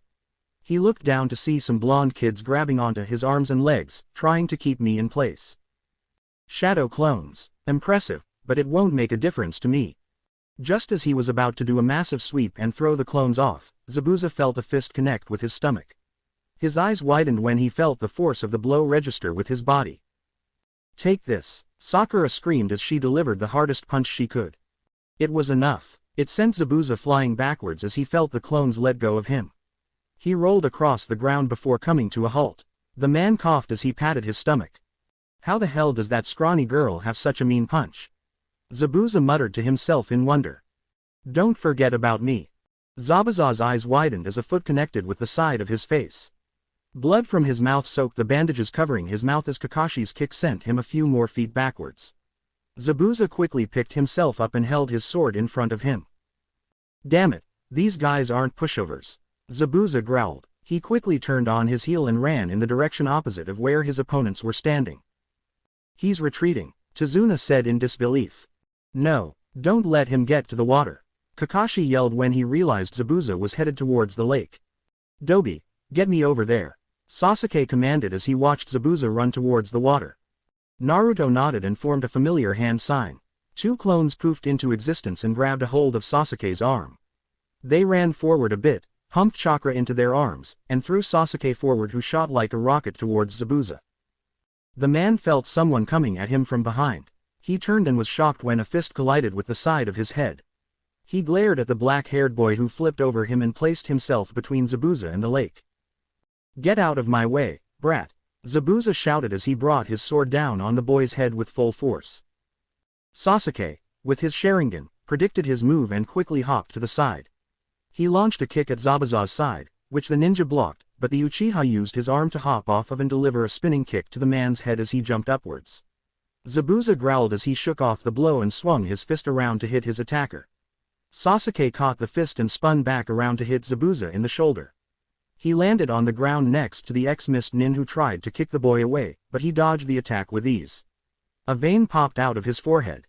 "You're so annoying," Zabuza roared as he brought his fist forward. Sasuke's eyes widened when Zabuza's fist came at him with more speed than he originally thought. The man's fist slammed into the side of Sasuke's face, sending him flying into a tree where he collapsed to the ground, unconscious. "Sasuke-kun," Sakura shouted in alarm. "Stay with Tazuna," Kakashi shouted back at her as he rushed towards Zabuza. He glanced to the side to see Naruto shoot past him. Zabuza, in a state of anger, slowly stepped towards Sasuke's unconscious body. He raised his sword, ready to kill the boy with his stroke. "Leave him alone." Zabuza let out a surprised grunt when he felt someone tackle him from behind. He spun around and grabbed onto the blonde who had crashed into him. He took a few steps backwards as he tried to pry the boy off of him. "Brat, get off me." The demon of the mist's eyes widened when he felt a dozen more bodies, all with the same appearance of the boy that was attached to him, tackle him together. Zabuza fell backwards as the clones' weight became too much. Unfortunately for both Zabuza and Naruto, they had been on a slope. When they fell backwards they tumbled downhill, clones dispelling and disappearing as they crashed down the slanted ground. "I'm going after them," Kakashi yelled as Tazuna and Sakura maid rushed over to him and the unconscious Sasuke. The clones that had been with Tazuna and Sakura had joined the other clones in tackling Zabuza. Kakashi made a few hand signs and slammed his palm into the ground. Naruto held on tightly to his enemy as they crashed down the hill.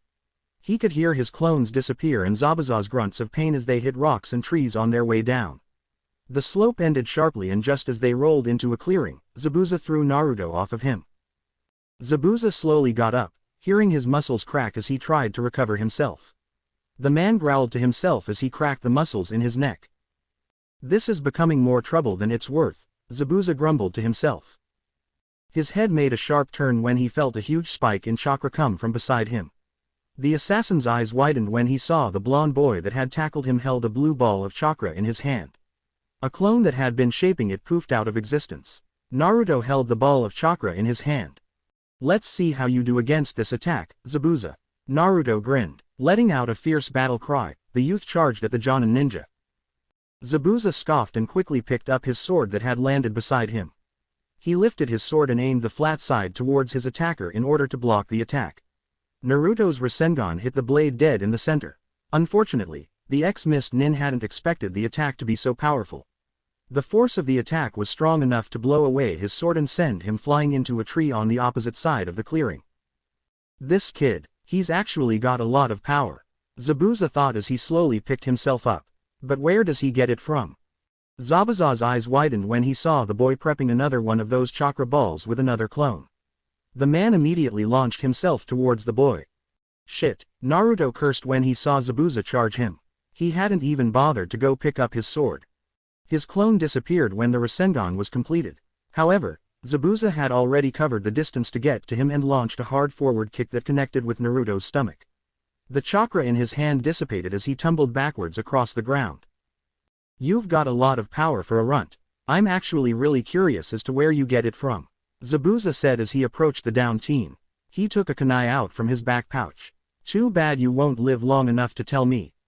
Don't turn around. Zabuza's eyes widened when he felt some strike the pressure points in his neck. He collapsed to the ground, unconscious. Naruto coughed as Kakashi helped him up.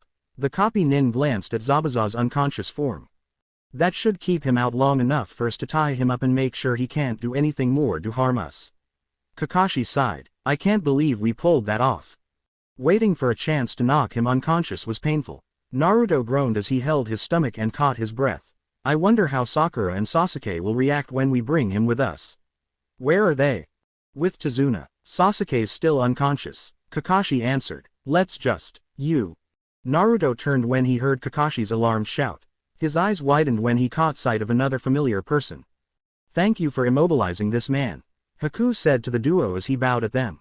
I'll be taking him into custody now. To his surprise, Haku's reply was a hard fist to the front of his face. The boy's mask cracked and broke off as he flew across the ground. He quickly picked himself up and wiped the blood from his mouth. Haku stared wide-eyed at the blonde-haired boy who had punched him. We know you're associated with him. Naruto glared at him. Looks like we'll have to take care of you too. Haku didn't have time to question how they knew his identity. These men were dangerous and needed to be disposed of immediately. He made a few hand signs and initiated in signature technique. Crystal ice mirrors. Haku shouted as water rose up from the ground and froze to form familiar crystal mirrors. They all circled and rose up to surround Naruto and Kakashi, trapping them in a house of mirrors. Oh no, I forgot about these, Naruto said nervously as images of Haku appeared in the mirrors. He knew from his past life what a dangerous technique this was. Many ninja have fallen to this technique. You cannot escape, Haku said monotonously as his reflections took out some Senbon needles. Both of you will die here today. Haku, we don't need to fight, Kakashi said reasonably as he stepped forward, surprising both the fake hunter nin and Naruto.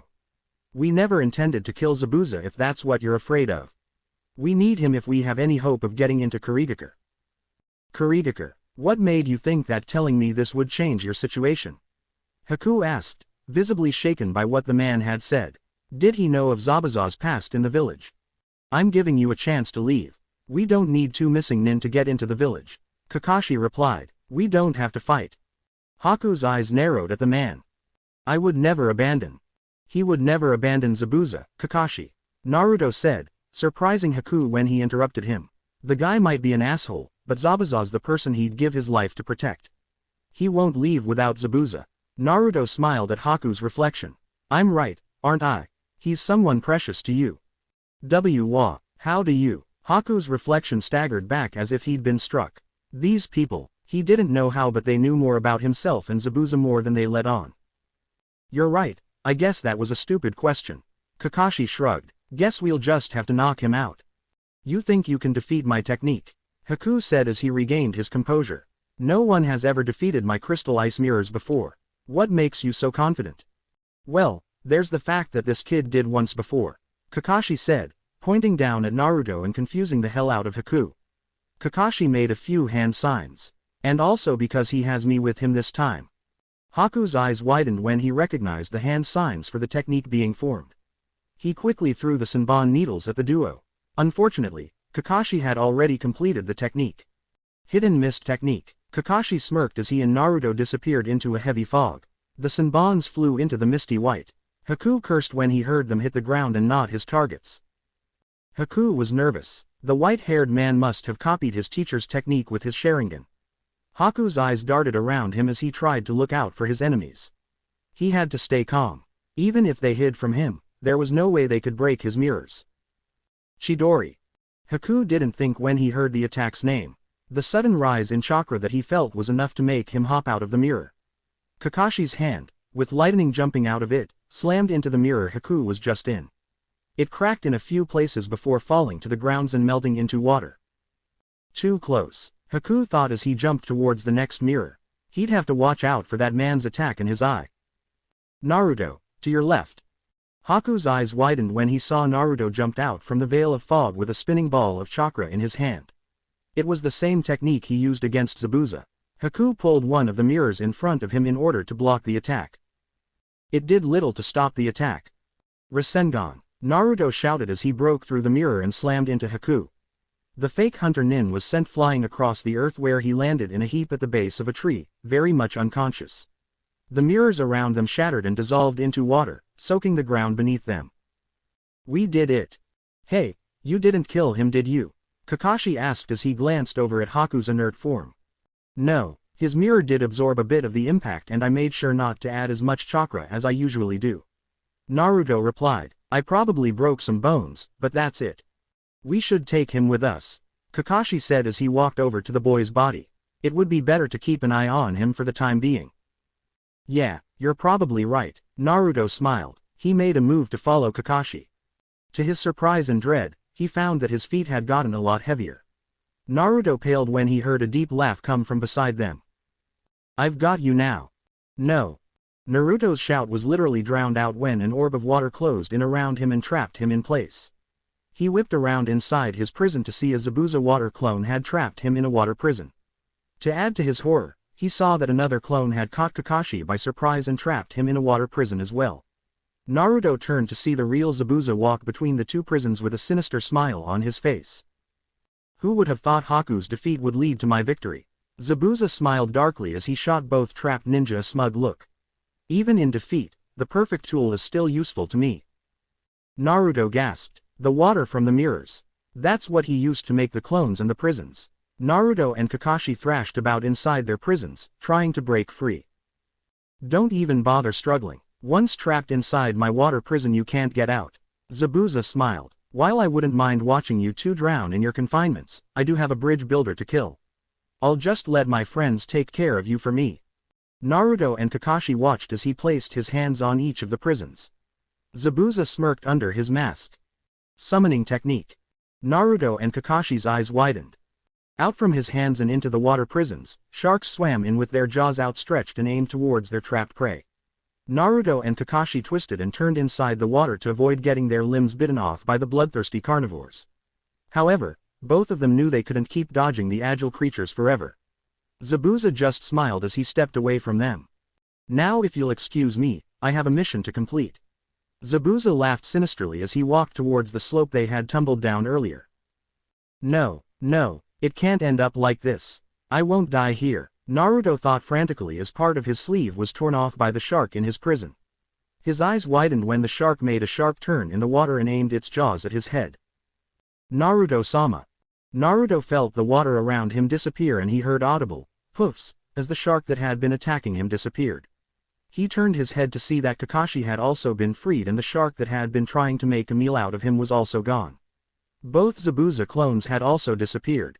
Naruto smiled when someone with a pair of fox ears helped him to his feet. Yujiro, where the hell were you? Naruto grinned at his savior. You came to this island by boat, yes. Yujiro replied, also smiling. The ferryman could not make 2 trips. I had to find my own way across. Naruto noticed her kodachi was drawn. She had probably used it to take out the sharks and water clones. Kakashi slowly stepped up next to them and took out a kunai. Zabuza had stopped in his tracks and glared menacingly back at his opponents who had been saved by some girl who had shown up out of nowhere. I don't know who the hell you are, but her interference won't make a difference. Zabuza growled. He started to make a few hand signs as water started to rise up and circle around him. You're already weak. I'll blow you all away with this last attack. Naruto clenched his fists. He knew Zabuza was right. They had been lucky when Yujiro intervened, but she wasn't strong enough to take on Zabuza alone. He and Kakashi had no strength left. He couldn't think of any way to stop Zabuza from defeating them. But then an idea came to him. Yujiro, let's go, Naruto said as he rushed towards Zabuza. Yujiro followed after him, trusting that her master knew what he was doing. Naruto's thoughts were racing. He knew he must be crazy. This was a last resort, a long shot, and stupid plan, but it was all he could think to do. He didn't know what the effects would be, but maybe, just maybe, it would stop Zabuza from attacking and force him to see the bigger picture. This would force him to stop his attack. Yujiro, give Zabuza my memories. Naruto shouted. The fox girl dashed in front of him. Naruto was no more than a few feet away from Zabuza. The man was just about to perform his finishing jutsu when he felt 2 fingers touch his forehead. Zabuza looked down to see that the fingers belonged to the strange girl who had interfered in his fight. Her other hand was on the blonde kid's forehead. Zabuza was about to protest. He was ready to unleash his jutsu and decimate his enemies. He was ready to slaughter them all. But then the girl spoke. Remember your past life, Zabuza-san. And then his death flashed inside his mind. Naruto felt Yuzora's fingers remove themselves from his forehead. He and the fox girl both stepped back as Zabuza fell to his knees, clutching his head as images swarmed inside his head. Wah, what the fuck is this? Zabuza thought as an image of Haku protecting him from some kind of lightning attack from Kakashi flashed through his mind. He saw himself rushing towards Geto, arms bleeding and hanging uselessly by his sides as he ran forward with a kunai in his mouth. He saw himself stab Geto and throw him into the river. Then he died next to Haku. But the images didn't stop there. They should have. That was where he died, so what more was there to see? Instead, the visions continued through someone else's eyes. He saw more battles, some snake freak, the boy with the Sharingan who he had knocked unconscious earlier leaving, intense training with some white-haired perv, and a lot more. The most extensive memories included battles and exchanges with people in black coats with red clouds decorating them. His eyes widened when a familiar face flashed in his mind. Kisame, Zabuza muttered as his old partner flashed in his mind. He was wearing one of those cloaks. No sooner did the memory flash through his mind when another took its place, showing Kisame's death. More battles came after that. A man with a strange mask was present in most of these battles. The last image, the last battle, ended in another death. There were so many images, so many things to see. Zabuza wanted to know where the hell it had all came from. Naruto watched the man with apprehension. He fingered a kunai in his pouch. Beside him, Yujiro readied her kodachi. Kakashi also had a kunai drawn behind him. The copy nin made a move towards the assassin but Naruto shook his head, making the man halt in his tracks.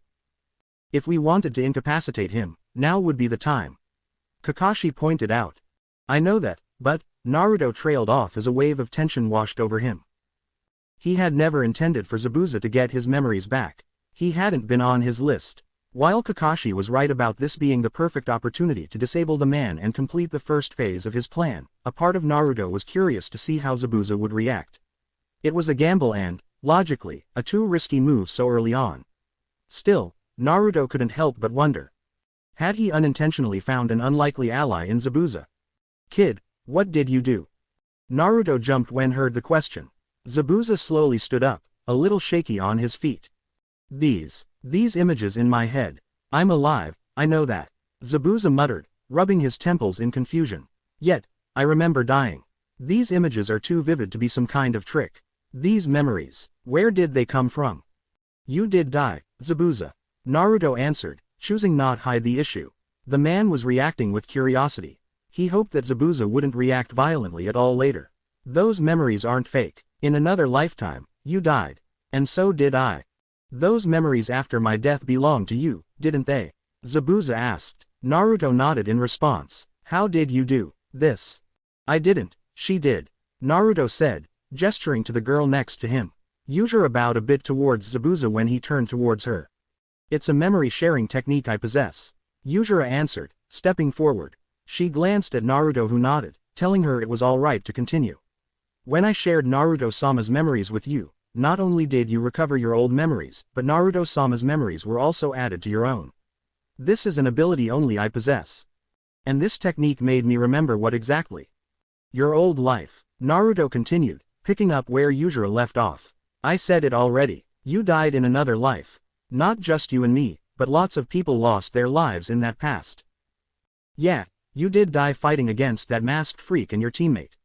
Zabuza murmured, fishing out the memory which depicted an older version of the blonde kid getting stabbed by an older version of his black-haired teammate with some masked bastard laughing in the background. But what are all these events?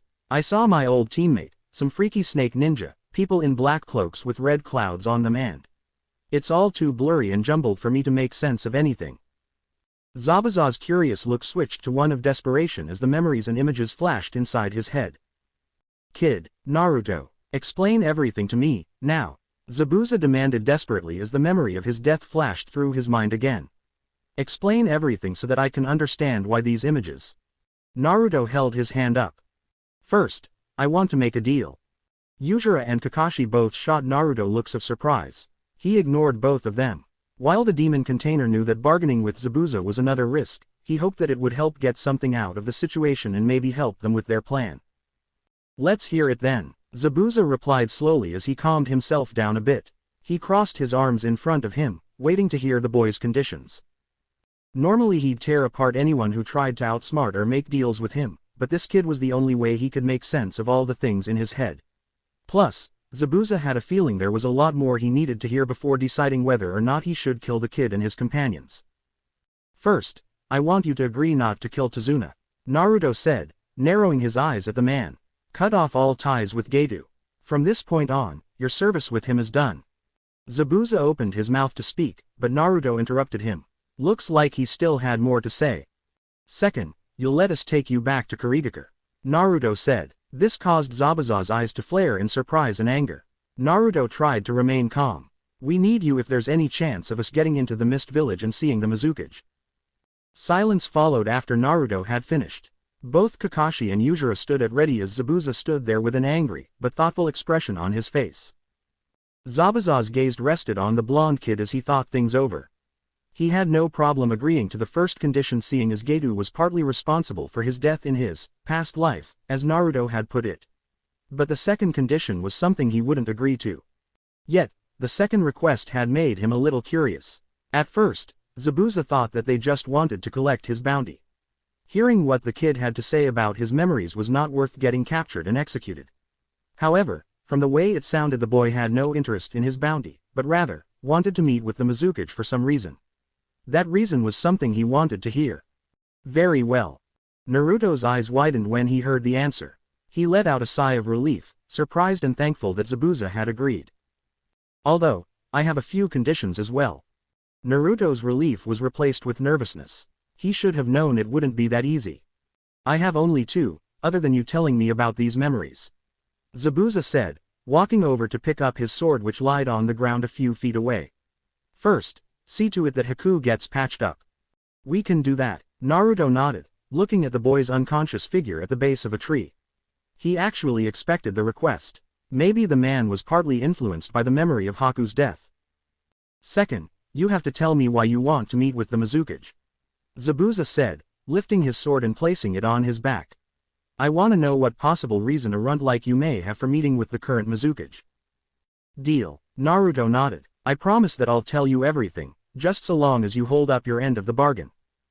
Zabuza didn't respond. Instead, he made his way over to the trio at a steady pace. Naruto tensed as Yujiro and Kakashi readied their weapons again. All three of them were surprised when Zabuza held out his hand. The man smiled a bit underneath his mask. As a former enemy this may not mean much, but you have my word that I'll hold up my end of the deal. Naruto smiled a bit as some of his nervousness disappeared. He gave Zabuza's hand a firm shake. Good to know. Naruto smiled. Yujiro smiled as both she and Kakashi visibly relaxed. The copy nin still held the kunai in his hand though. I'll see you later then, Zabuza said as he turned away from them. The statement surprised Naruto. Wait, where are you going? Naruto asked. I thought that you wanted. I'll meet you at the bridge builder's house.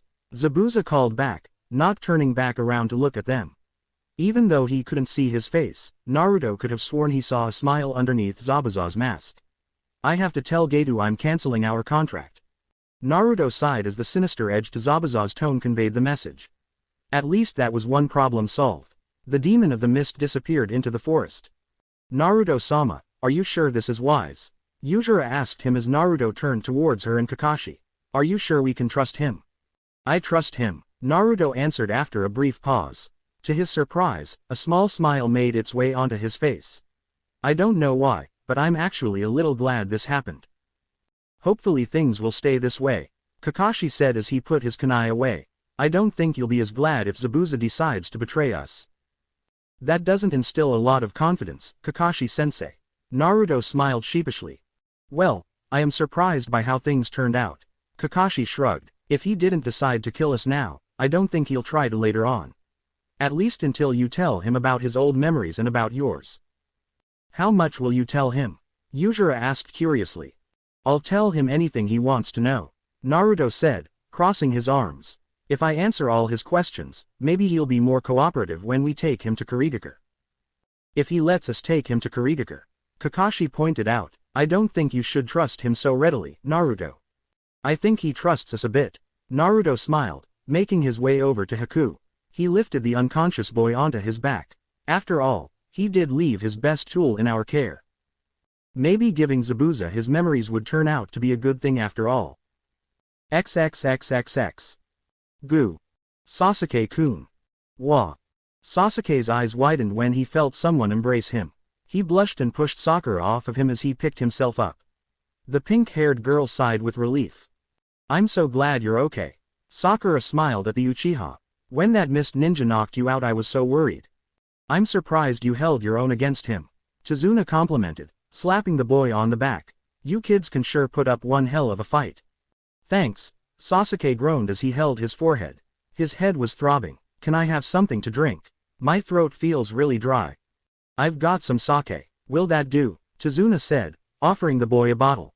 Sasuke gave him an exasperated look. Here's some water, Sasuke-kun. Sakura smiled, handing him her water flask. Thanks Saku. Wait, where's Naruto and Kakashi-sensei? Sasuke said as he looked around the area. The fog was gone, but he couldn't see a shock of blonde hair or a masked ninja anywhere. They're in the forest fighting that swordsman, Chizuna said, looking towards the trees. The man broke out in a sweat. They've been in there for a while now. We've got to help them, Sasuke shouted, making his way towards the forest before collapsing to the ground as a sharp pain shot through his leg. Damn it. Sasuke-kun, Sakura said, rushing to the boy's side. She quickly examined it. You must have sprained your ankle. Find some way to fix it, Sasuke ordered. We've got to go and help Naruto and Kakashi-sensei. Help us with what? Sasuke, Sakura, and Chizuna's eyes widened when a cheerful voice was heard. The three of them looked to the forest where Naruto and Kakashi walked out of. Naruto grinned while Kakashi gave them a small wave. Naruto, Kakashi-sensei, you're okay. Sakura smiled with relief. She arched her eyebrow when she noticed someone on Naruto's back. Who's that? This is Haku, a hunter nin we knocked out while fighting Zabuza. Naruto answered, carefully leaving out the fact that Haku was associated with Zabuza. He turned towards Chizuna. We thought we could get him patched up at your place. That's fine with me, but what happened to the swordsman? Chizuna asked anxiously. Did you beat him? I think it would be better if we told you once we arrive at your village. Kakashi answered just as Naruto was about to speak. Why not tell me now? Chizuna asked nervously. Something told him he wasn't going to like the answer. You can wait, Kakashi smiled. Besides, I think you'll be happy to know that your trouble with Geto is over. Chizuna blinked at them disbelievingly. Was he hearing things? What? Naruto and Kakashi just smiled at him. XXXXX.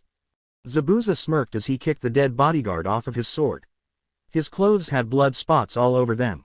Mist clouded the halls and corridors behind him, a thick trail of death was left behind him. The body dropped to the ground, joining the dozens he had left behind him on the floor. Zabuza's smile grew as he approached a small, stubby man with gray hair wearing a suit. The man quickly backed into a corner in a futile attempt to get away from the man. ZZZ Zabuza. What is the meaning of this? Getu demanded as Zabuza approached him. He was shaking so bad the sweat running down his forehead was bouncing off his body. I just came here to tell you our contract has been cancelled. Zabuza shrugged, his tone nonchalant and uncaring. Blood dripped down his massive sword. You see, you've done something that can't be forgiven. What have I done? Your service means a lot to me and I've treated you handsomely for it. Getu said, trying to reason with the man. Oh, once you kill the bridge builder, I pay you your money. Don't worry, I don't expect you to understand.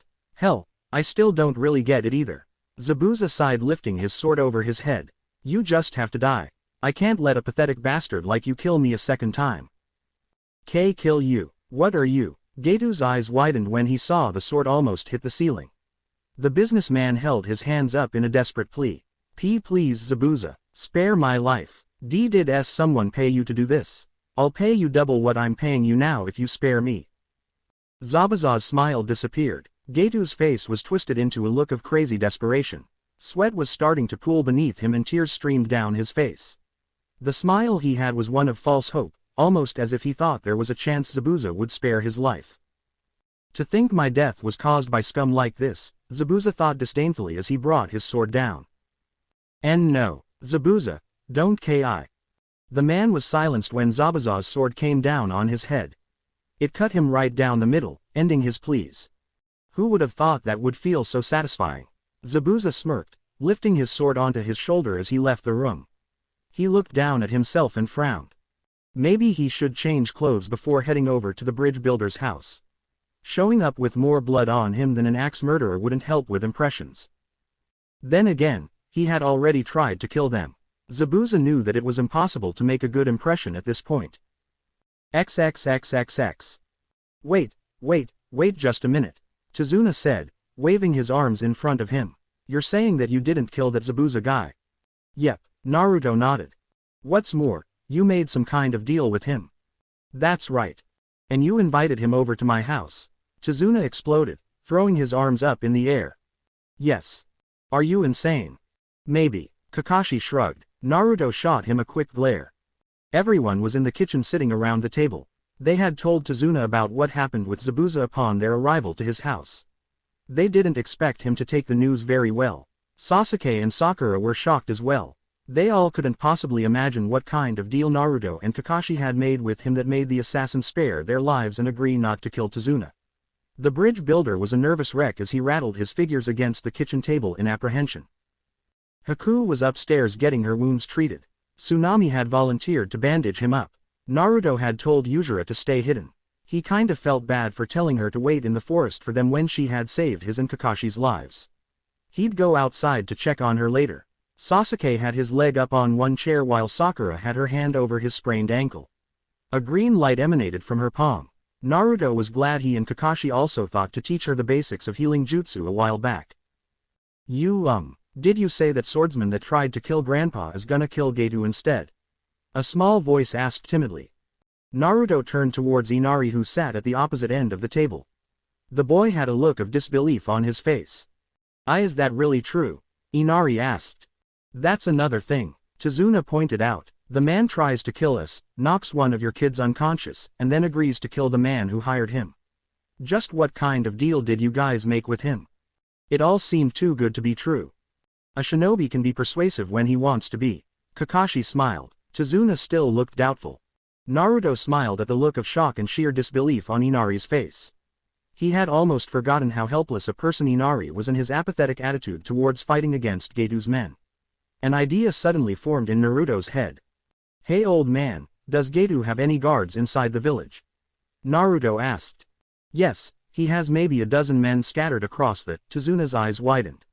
Oh no, what will they do once they find out Getu's been killed? They might hurt the villagers. I'd be surprised if any of those shitty guards would have the balls to do that. Naruto thought as he remembered how Getu's men had reacted to the villagers standing up to them on the bridge after Getu's death. Look what you did, Inari said angrily, standing up from his chair. People might get hurt because of what that swordsman will do. Fighting always ends up with people hurt. Oh hell no.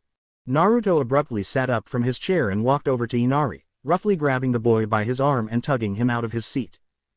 Ow, ow, what are you doing? Inari demanded as he tried to pull away from Naruto's grasp. Is that any way to thank us for protecting your grandfather? You should be thanking us for finding a way to take Geto out.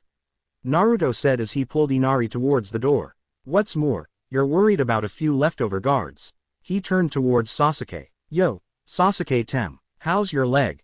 Just got done fixing it. Sakura smiled as Sasuke placed his foot on the ground. It was a pretty mild sprain. You got something you want to share with us? Sasuke asked, arching an eyebrow at his teammate. This village was broken by Geto. I'm gonna help get its spirit back. Naruto grinned. Wanna tag along? Sasuke and Sakura both smiled as they got up from their chairs. Kakashi waved them off as they all moved towards the door. Don't cause too much trouble, guys. Kakashi smiled. We'll try our best. Naruto smiled. He looked down as Inari, who stared back with disbelief and awe. That's not a face you should be making, Inari. Geto's dead now. It's time to let the village know that. They four of them left the house. XXXXX. Let go. Where are you taking me? Naruto ignored Inari's complaints as he pulled the boy through the streets. His eyes scanned the streets for any sign of Geto's men. Sakura and Sasuke had split off from them to search other parts of the village. Naruto smiled when he saw two dangerous-looking men with swords threatening a shop owner. He could feel Inari stiffen as his protest stopped. What are you waiting for? We're hungry, so give us some food. One of the henchmen with an eye patch sneered at the shopkeeper. But I can't just give you food for free. Why, you have tea to pay. The shopkeeper protested weakly, hoping to make some sort of profit. It would be the first time he sold something that wasn't free in a week. We work all day patrolling around town and making sure no one causes any trouble. The other henchman with a beanie cap smirked. We deserve some free food. Why you have to pay, sirs? Naruto glanced around the area. People just stood around with miserable expressions on their faces, trying to ignore what was happening. One person was cleaning up the outside of his shop with a broom while another was pretending to check the menu. They couldn't do anything to displease Geto or his men. Naruto smiled to himself. Wouldn't they be happy to hear the news? We work for Geto. After all he's done for this village, you should be happy to give us food. The eye patch henchman smirked. Yeah, extorting from the villagers and ruling through fear. Your charity is to be admired. Both men turned to whoever had made the sarcastic comment. All they saw was some short blonde-haired kid dragging some other brat along with him. They approached the two with menacing expressions on their faces. Care to repeat what you just said, kid? Eye patch growled at Naruto. You heard what I said. Naruto smirked, letting go of Inari. The boy just stood behind him, shaking in place. Unfortunately for you, I'm not so easily intimidated. You've got some nerve, twerp. The henchman with the beanie smirked. His hand brushed over the hilt of his sword. I think we might have to teach you some manners.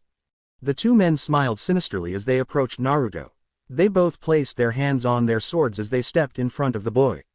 Everyone around them just looked on, looks of helplessness and horror etched on their faces at what the henchman planned to do to a helpless child. Naruto smirked. Little did they know he was anything but helpless, and he'd show them that. Naruto formed a quick hand sign and two clones poofed into existence next to him. Both clones jumped up and kicked both men in their chins. The real Naruto pumped chakra into his fists as his hands shot forward. Both henchmen cried out as Naruto's fists slammed into their stomachs, knocking them wind out of them and making them collapse on the ground. Beanie Cap groaned and coughed as Eye Patch leered at Naruto. Why, you little prick, when Geto finds out about this, the man coughed. Geto. Oh, you mean the guy my associate killed? Naruto said offhandedly, twirling his pinky around inside his ear. Yeah, he won't be doing anything to me anytime soon. All of the villagers had gone silent. They all had looks of shock and disbelief on their faces. Even the henchmen looked surprised. What did that kid say? Geto's dead. He said a friend of his killed him. Is he telling the truth? Oh, it's the truth. Naruto assured the villagers, speaking loudly so everyone heard him. Geto and his men are all probably dead by now. The only guards left are the few that hang around in the village. Naruto squatted down to the henchman. And now that your boss and his men are gone, You two are horribly outnumbered, aren't you? The two men paled. Naruto walked over to Inari. The boy just stared at him with wide eyes, not believing what Naruto just did. He had done something he himself had always wanted to do but never had the courage to do it. He flinched when Naruto placed his hand on his shoulder. Naruto smiled warmly at the boy. You don't have to worry about getting kicked around anymore, Inari. You don't have to be afraid to kick back. Naruto grinned. You should always fight for what's right. Never let others push you around ever again. Inari just stared at the older boy. Tears started to well up in his eyes. So go on, why don't you pay these men back for what they've done to the village? Naruto smiled, walking back over to the men. Try giving one of them a swift kick in the bean bag while he's down. It's fun. Inari took a hesitant step towards them. Your dad fought against Gedu. Time for you to do the same. Inari ran forward and kicked Eye Patch in the crotch as hard as he could.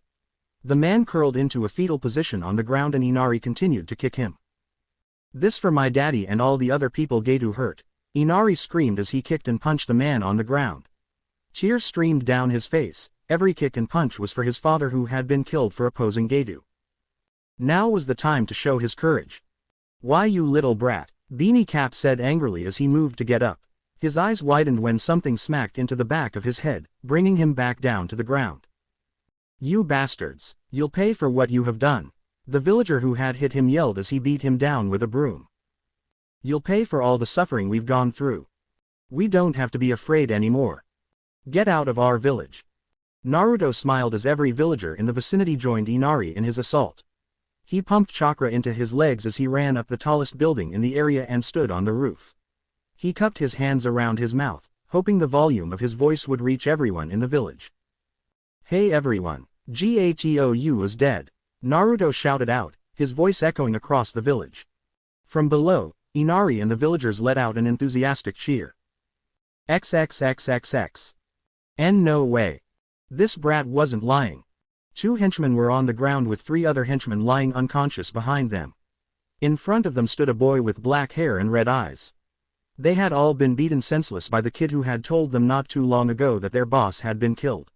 Only after their defeat and after hearing the announcement that sounded across the village did they believe what the boy had told him. Did you hear that? You don't have control here anymore. Sasuke smirked down at them. During their brief fight, they had attracted a lot of attention from the villagers around them. The 2 conscious men started to sweat when all the villagers started to smile and close in around them. In a few minutes, they were just as unconscious as their friends. XXXXX. 2 of Getu's henchmen just stared at the hole in the shattered window. They couldn't believe what they had just witnessed. Their friend had just been thrown through a window. That wasn't what surprised them though. What surprised them was who had thrown their friend through the window.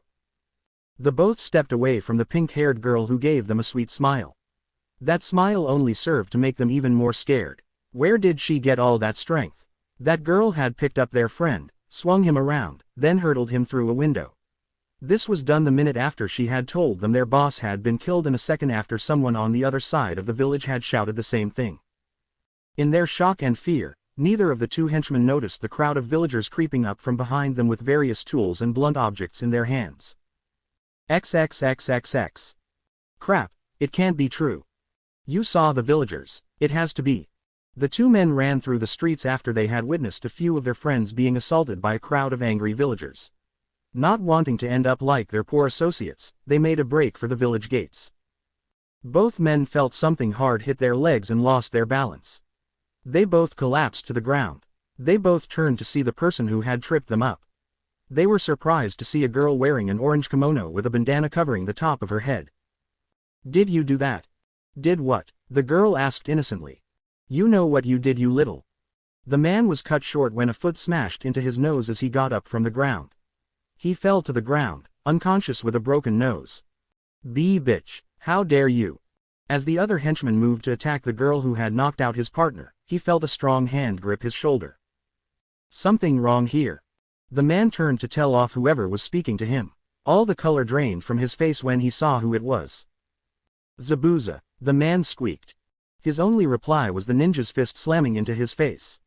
Zabuza-san. Yujiro bowed towards the man as he pushed the unconscious henchman to the ground. Fox girl. Zabuza grunted at her as he looked around the streets. He could see villagers cheering in the distance. I take it the word's gotten around. Naruto-sama made sure of that.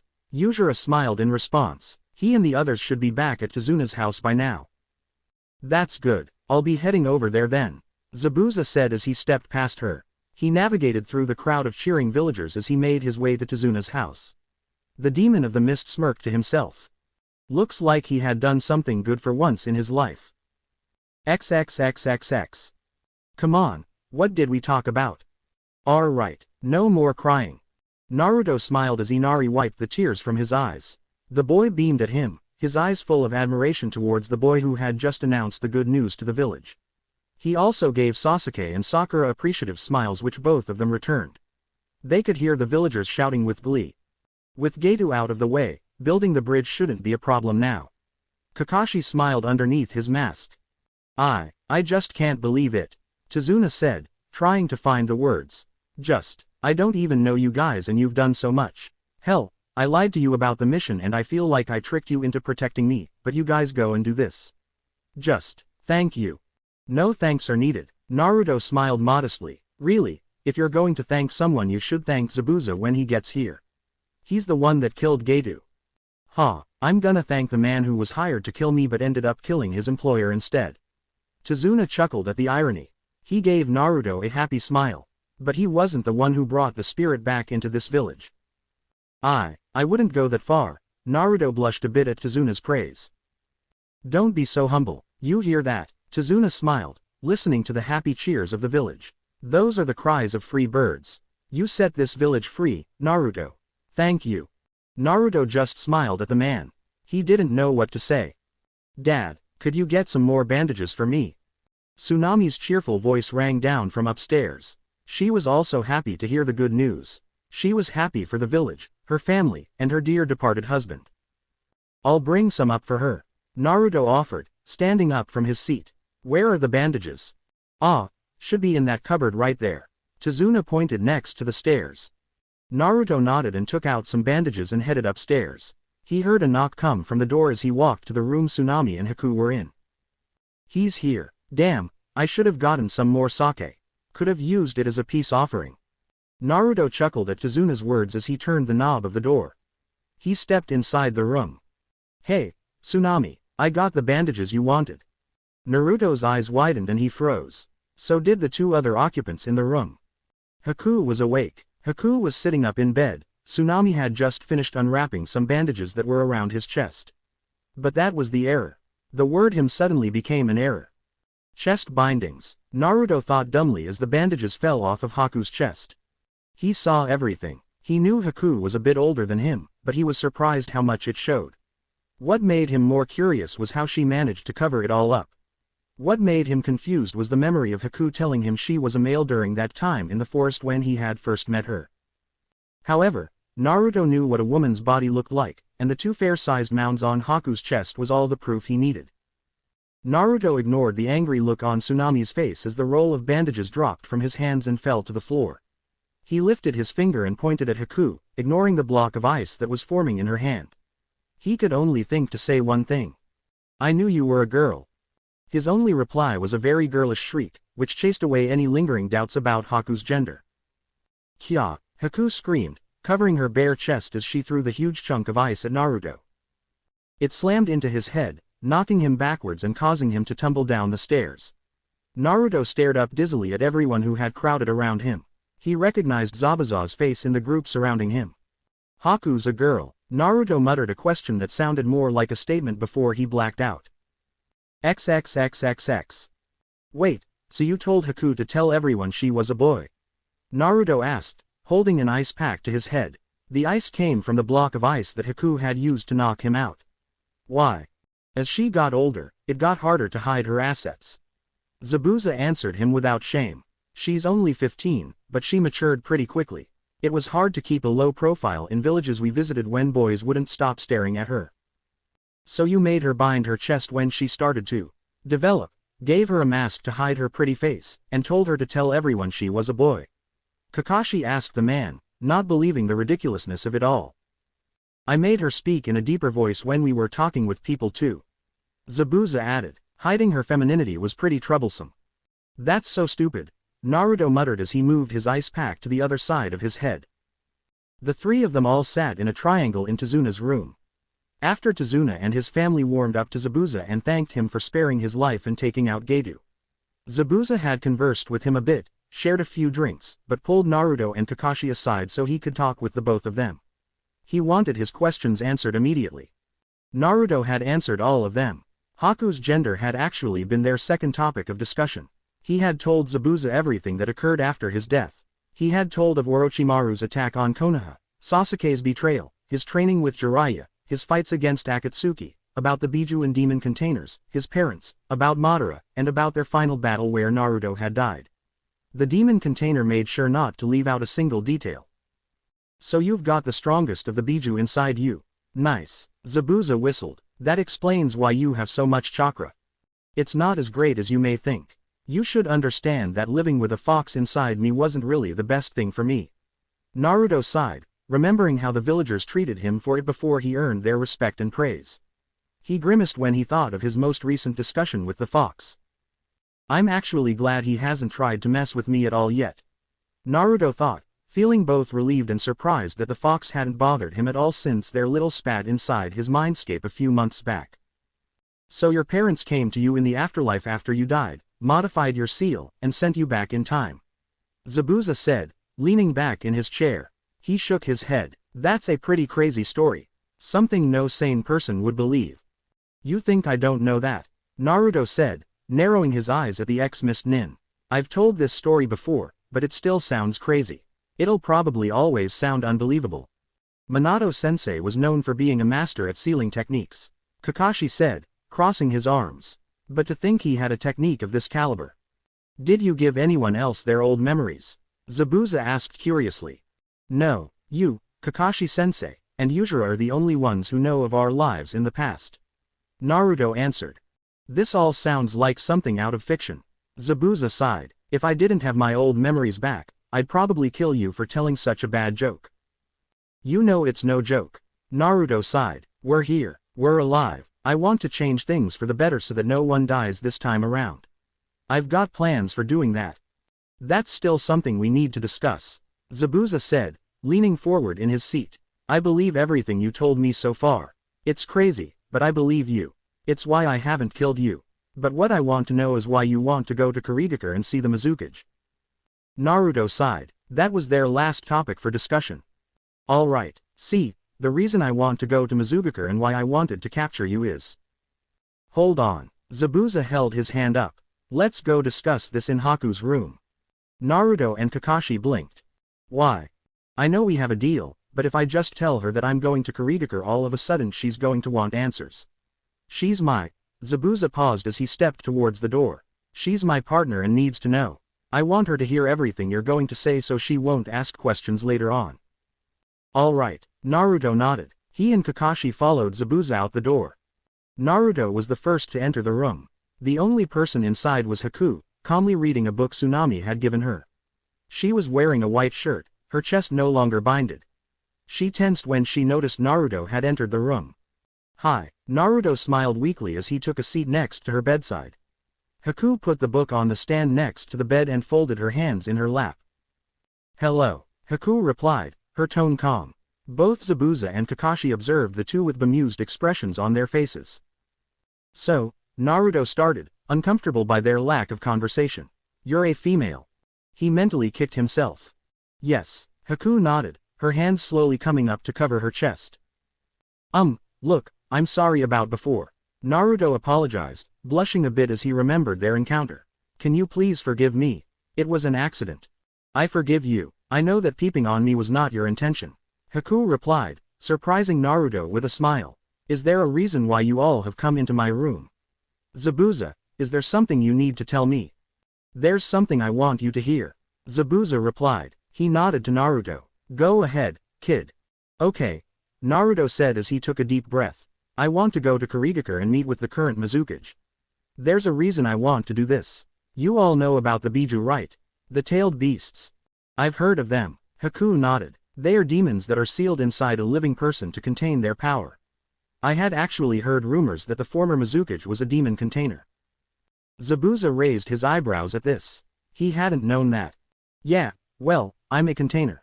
Naruto said, surprising Haku with the sudden revelation. I know there are other containers besides me out there. There's an organization called Akatsuki, who wants to capture all the demon beasts for some plan of theirs. They want to extract the demons from containers like me and use their power for themselves. As you can imagine, this puts me and other demon containers at risk. That's why I need to get in touch with the other containers as soon as possible and warn them about the threat Akatsuki poses to people like us. And what does this have to do with meeting with the Mizukage? Zabuza asked. This was what he had wanted to hear. I need to meet with the Mizukage because 2 demons are living within Kurigakure's borders. Naruto said with a serious expression on his face. There are 2 in Kurigakure. Zabuza said, shocked by the fact 2 demon containers were in his homeland. That information didn't come up when Naruto was discussing his memories with him. Yes, the demon beasts are 6 tails and 3 tails. Naruto nodded. A person named Utakata is the container of the 6-tailed demon beast. I want to talk with him and warn him. If at all possible, I want him to join up with me. My goal is to gather all the demon containers so that we can fight Akatsuki together. If all of us combine our strengths, then we might stand a chance against Madara and his group. What about the 3-tailed beast? Haku asked. You haven't mentioned anything about it yet. To be honest, Haku was more than a little lost despite how calm she was acting. She had never even heard of the Akatsuki or this Madara person. Plus, these 2 were talking about bringing Zabuza back to Kurigakure, the place he had attacked years ago in a coup d'état. She was surprised he was even contemplating the possibility of returning with people he barely knew. Not only that, but the talk of demons was a bit unnerving. She was also curious as to where Naruto was getting all of this information from. How did he know there was a group after demon containers and how did he know there were 2 in Kurigakure? Well, the 3-tailed beast is a special case. Naruto said, see, while all the other Biju I know of have containers, the 3-tailed beast, the Sanbi no Kyodai game, has no human container. It's roaming around somewhere in Kurigakure. What? How is that possible? Zabuza said. Kurigakure wouldn't let something as dangerous as a tailed beast roam around inside its borders, would it? That's what I'd also like to know. Naruto sighed. If you didn't know about the Sanbi's presence within Kiri's borders, then it probably hasn't been much of a problem, right? Kakashi pointed out, directing his question towards Zabuza. The Mizukage is aware the Sanbi roams around free inside Kiri, but it doesn't cause any problems. My guess is either they're afraid attacking it would provoke it and cause causalities and damage within their lands, or they see the Sanbi as too strong a creature to be attacked so they leave it alone. That would make sense, I guess. Zabuza nodded, seeing the logic in Kakashi's words. Yujiro and I have been working on a special sealing jutsu to capture the Sanbi. Naruto said, pulling a small scroll out from his back pouch. It's a combination of the dead demon consuming seal used to seal the 9 tails in me, and the 4-corner sealing barrier technique. It's not complete yet, but I'm hoping we'll be able to complete before we go after the Sanbi. I'm sure there's someone in Mizukage who can help complete it. Zabuza sat back in his seat, digesting what Naruto had told him. A certain question popped into his head. That sealing jutsu you're making, can it be used to seal the Sanbi inside a person? Zabuza asked. Naruto was surprised by the question. I hadn't actually thought about what to seal the Sanbi in. This is more of a temporary holding cell to contain the Sanbi and see what the Mizukage wants to do with it. Why? Reason. Zabuza replied quietly. Naruto could have sworn he saw him smile underneath his bandaged mask. So, that's my plan.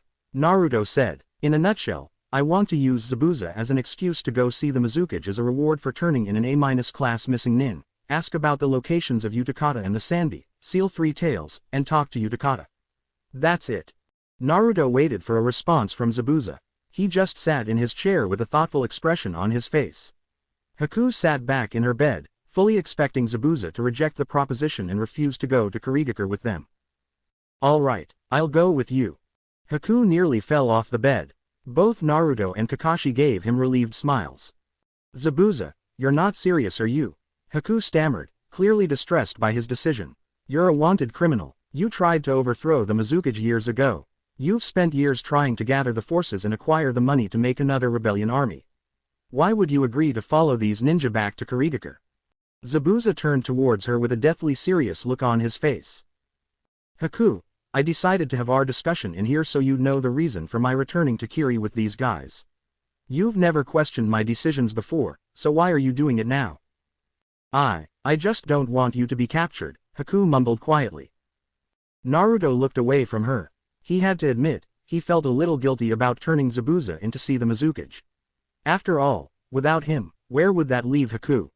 Oh, don't worry, I'm not going to let these guys turn me in. Naruto and Kakashi looked at Zabuza in alarm. What? Naruto shouted. But you said. I said I'd let you take me to Kurigakure. That was the deal. Zabuza smirked. I never said I'd let you take me back as a prisoner. But, Naruto protested. He was silenced when Zabuza gave him a death glare. Kid, I've spent years recovering after that failed coup d'etat. I've spent years trying to start up a second one. If you think I'm gonna quietly go along and turn myself in after years of running, you are sorely mistaken. Zabuza said. A smirk formed beneath his bandaged mask. If we're going to Kurigakure, we're gonna do it my way. This is going to be an infiltration mission. Naruto and Haku both shot each other nervous glances. Kakashi also looked surprised at this sudden turn of events. Naruto groaned and placed his head in his hands. Maybe giving Zabuza's memories back hadn't been such a good thing after all. Naruto sighed and leaned back against the tree he sat against. Through the cracks and spaces between the branches and leaves that loomed over his head he could see the night sky and the small clusters of stars that decorated the black space. The moon was illuminating the sky, its crescent shape visible from where he was sitting. Naruto felt quite relaxed in this setting. The only sounds he could hear were the chirping crickets, the crackling fire in front of him, and Zabuza sharpening his sword. Naruto peered over the fire to look at the ex-mist nin who was idly tuning his weapon. He dragged a sharpening rock over the flat side of the sword with calm, precise strokes. The Jinchuriki couldn't tell if Zabuza even noticed his observation of him. He was so focused on his work. You want to talk about something? So he did know he was watching. I want you to tell me honestly, Naruto said, leaning forward a bit. How do you feel about all this? I'm surprised, Zabuza admitted. This isn't how I imagined I'd be returning to my homeland. I sure as hell didn't expect to die in my other life either. It was just the two of them sitting around the fire. They could talk about their past lives without worry of anyone else hearing. Do you have any questions you still want to ask me? Naruto asked curiously. If there's anything you're confused about. I'm still sorting through everything.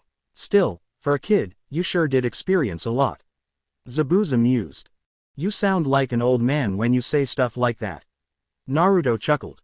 This old man can gut a twerp like you anytime he wishes, may I remind you. Zabuza replied, chuckling along with the blonde. The duo sat in silence for a while. Despite their light-hearted exchange, Naruto still felt uneasy about the man he was traveling with. They had been enemies once after all. He would admit that he felt some kind of bond with the ex-mist ninja because of the memories they shared, but he wouldn't go so far as to call him a friend. Speaking of friends, his teammates hadn't taken his departure very well. XXXXX. You're going to Kurigakure, Sasuke exclaimed, looking at the blonde like he was crazy. He gestured wildly to Zabuza and Haku. And with these two? Kakashi-sensei, you're really going to let him go? Sakura asked. She was also very surprised. Naruto and Kakashi shot each other tired looks. Haku's face was impassive, while Zabuza just looked annoyed. Tazuna and his family had left the ninja to give them some privacy with their discussion and were waiting upstairs for them to finish their conversation. They had tried to come up with a good reason for Naruto to leave with Zabuza and Haku to Kiri. They tried to come up with an explanation that would be plausible. Unfortunately, no reason they thought up would work without raising suspicions. What more could they do than tell them up front? Look guys, I know this seems sudden, but this is something I need to do. Naruto said, giving both of his teammates a serious look. There's something I have to check out in Kiri, and Zabuza and Haku are my tickets in. Why would a missing nin and his accomplice agree to get you into Kurigakure? Sasuke asked. Better yet, what makes you think Kiri will let one of their missing nin inside their lands? I know how we can get in. Zabuza said seriously. Everyone turned towards him. He smiled under his mask. We have to ask them nicely to let us in. And if that doesn't work? Sasuke deadpanned, not seeing the humor in the man's joke. We start killing people. Kakashi-sensei, you can't let Naruto go with these people. Sakura said, pointing at them. They were our enemies once, you know that. How can you entrust them with Naruto's safety? I can take care of myself just fine. Naruto put in. Kurigakure is notorious for having an excellent military and an abundance of rouge ninja. Kakashi said, it will be dangerous for Naruto to go by himself, so that's why Zabuza and Haku are going with him. What about us? Why can't we go? Sasuke demanded. Why send complete strangers with him when we're his damn teammates? Sasuke stiffened when he felt a hand on his shoulder. He turned to see Naruto smiling at him. Geez, Tem, want to spend some time with me that badly? Don't joke about this. I'm being serious here. Sasuke glowered, pushing the boy off of him. All you've said is that you're going to Kurigakure, yet you've given no reason for wanting to do so. I want to know why you need to go and why you can't take us with you. Naruto sighed. He had to give them an explanation. Part of him wished he could give both of them his memories and their old ones, but he knew that would complicate things. Not to mention their past lives would influence them both greater than anyone else. Especially Sasuke, but what reason would satisfy them? Naruto nodded. He would give them a reason, but not an answer. Sasuke, you have things you don't want to talk about, right? Things concerning your clan and your brother. Naruto said, looking at his friend. Sasuke grunted, turning his head away. Even if his brother was only mentioned, that was enough to make the Uchiha fume. You need to kill your brother.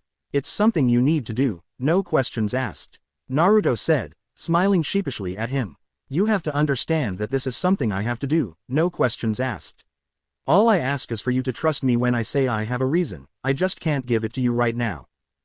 When will you give it to us? Sakura asked, crossing her arms. I don't know. Soon though, I promise. Naruto grinned. Sasuke looked like he still wanted to protest, but was silenced when Kakashi spoke up. Sasuke, if someone has a secret and doesn't want to talk about it, it's best if you just leave it alone. Kakashi said, at least until that person is ready to talk about it. We all have things we don't want to talk about. It's not that Naruto doesn't trust you, he just isn't ready to tell you. You'll get a reason, just not now. Naruto smiled, trying to reassure them. Sasuke and Sakura both shot each other unsure looks. Sasuke let out a deep sigh and turned back towards his friend. I don't like it, but if you really need to go to Kurigakure that badly then I guess it's something you have to do. Sasuke sighed. As your teammates, we'll respect your decision to do this. Sakura frowned at him, not entirely satisfied but respectful of Naruto's choice. Thanks guys. Naruto smiled gratefully at the two of them. He glared at Sasuke when the boy punched his shoulder. Hey, what was that for? We better hear a reason sometime soon. Sasuke threatened, crossing his arms. Someday you will, Naruto replied, I promise. And hopefully, it would be a promise he could fulfill in this lifetime. XXXXX. Naruto knew that they would protest, but was pleasantly surprised by their strong adamancy on the subject. Even after agreeing to accept his decision without questions, they had pestered him for the rest of the night, repeatedly asking to go with him. He had been touched. To think that their bond with him was already this strong so early on made Naruto swell with pride and joy. He loved his teammates. Still, goodbyes had been much easier than the telling of his departure to Kurigakure. XXXXX. So hopefully I'll see you guys in a few days. Don't miss me too much, K. Naruto gave his teammates a convincing smile, but they still weren't buying. Both of them were staring at him with suspicious looks on their faces. Despite their talk last night, they were still curious about his reasons for going to Kiri. Tazuna stood behind them with Inari and Tsunami, listening to the team's exchange. Sasuke and Sakura glanced behind their blonde teammate at the two other people that stood behind him. An unmasked Haku was casually looking around the area with a small smile on her features, while Zabuza just looked impatient. Like Naruto, both of them were carrying travel bags on their backs. I still don't understand why you have to go, Sasuke said, crossing his arms. We should go with you, at least, Sakura added, with an annoyed look on her face. As we said before, he has his reasons, Kakashi said, placing his hands on their shoulders. We all talked about this. This is something Naruto has to do. Naruto smiled sympathetically at his two friends. They were confused and frustrated at what was happening. He couldn't blame them, and was sorry he couldn't explain more to them. Hey kid, let's get going. I wanna reach the border before nightfall, Zabuza announced, turning on his heel and walking down the trail. Haku followed after him. Hey, just wait a minute, Naruto called after them. He quickly turned back towards his teammates, smiling apologetically at them. Sorry, looks like I've gotta go. Whatever, just come back in one piece. Sasuke scoffed. Stay safe, Sakura said, surprising both herself and Naruto when she gave him a goodbye hug. The blonde happily returned the gesture. Tazuna and his family stepped forward. Kid, I don't know how to thank you. Tazuna smiled, grabbing the boy's hand and giving it an over-exaggerated shake. You've done a lot for my family and for this village. I hope one day I'm able to return the favor. When I get older, I'll become a ninja, just like you. Inari smiled up at Naruto. I'll get strong so that nobody like Gato will have the guts to come push around my home ever again. Really, Naruto-san, we thank you and your teammates from the bottom of our hearts. Tsunami beamed at him, bowing towards him. Yeah, and that swordsman didn't turn out to be such a bad guy after all. Tazuna chuckled. Come back safe. The bridge will be complete when you return. Thanks guys. Naruto smiled. He smirked at his teammates. Have fun helping out with construction. Sakura and Sasuke both glared at him. Kakashi had gotten them another mission to add to their completed escort 1. They were to help Tazuna complete the bridge until Naruto returned before going back to Konoha. They were getting paid for it, but that wouldn't make the work any less tedious. Well, let's get to work. Tazuna smiled, grabbing both Sasuke and Sakura. Some hard labor is just what you brats need to get in shape. It'll teach you the value of a good day's work. That bridge is gonna be super. Naruto laughed as Tazuna dragged away his groaning teammates with Inari and Tsunami trailing after them. Despite what I say, I'm not entirely comfortable with sending you off to Kurigakure with Zabuza and Haku either. Naruto smiled at his teacher. Kakashi stood in front of him, smiling back underneath his mask. Come on, if you came then we'd have to take Sasuke and Sakura too. Naruto grinned. A sensei shouldn't abandon his students.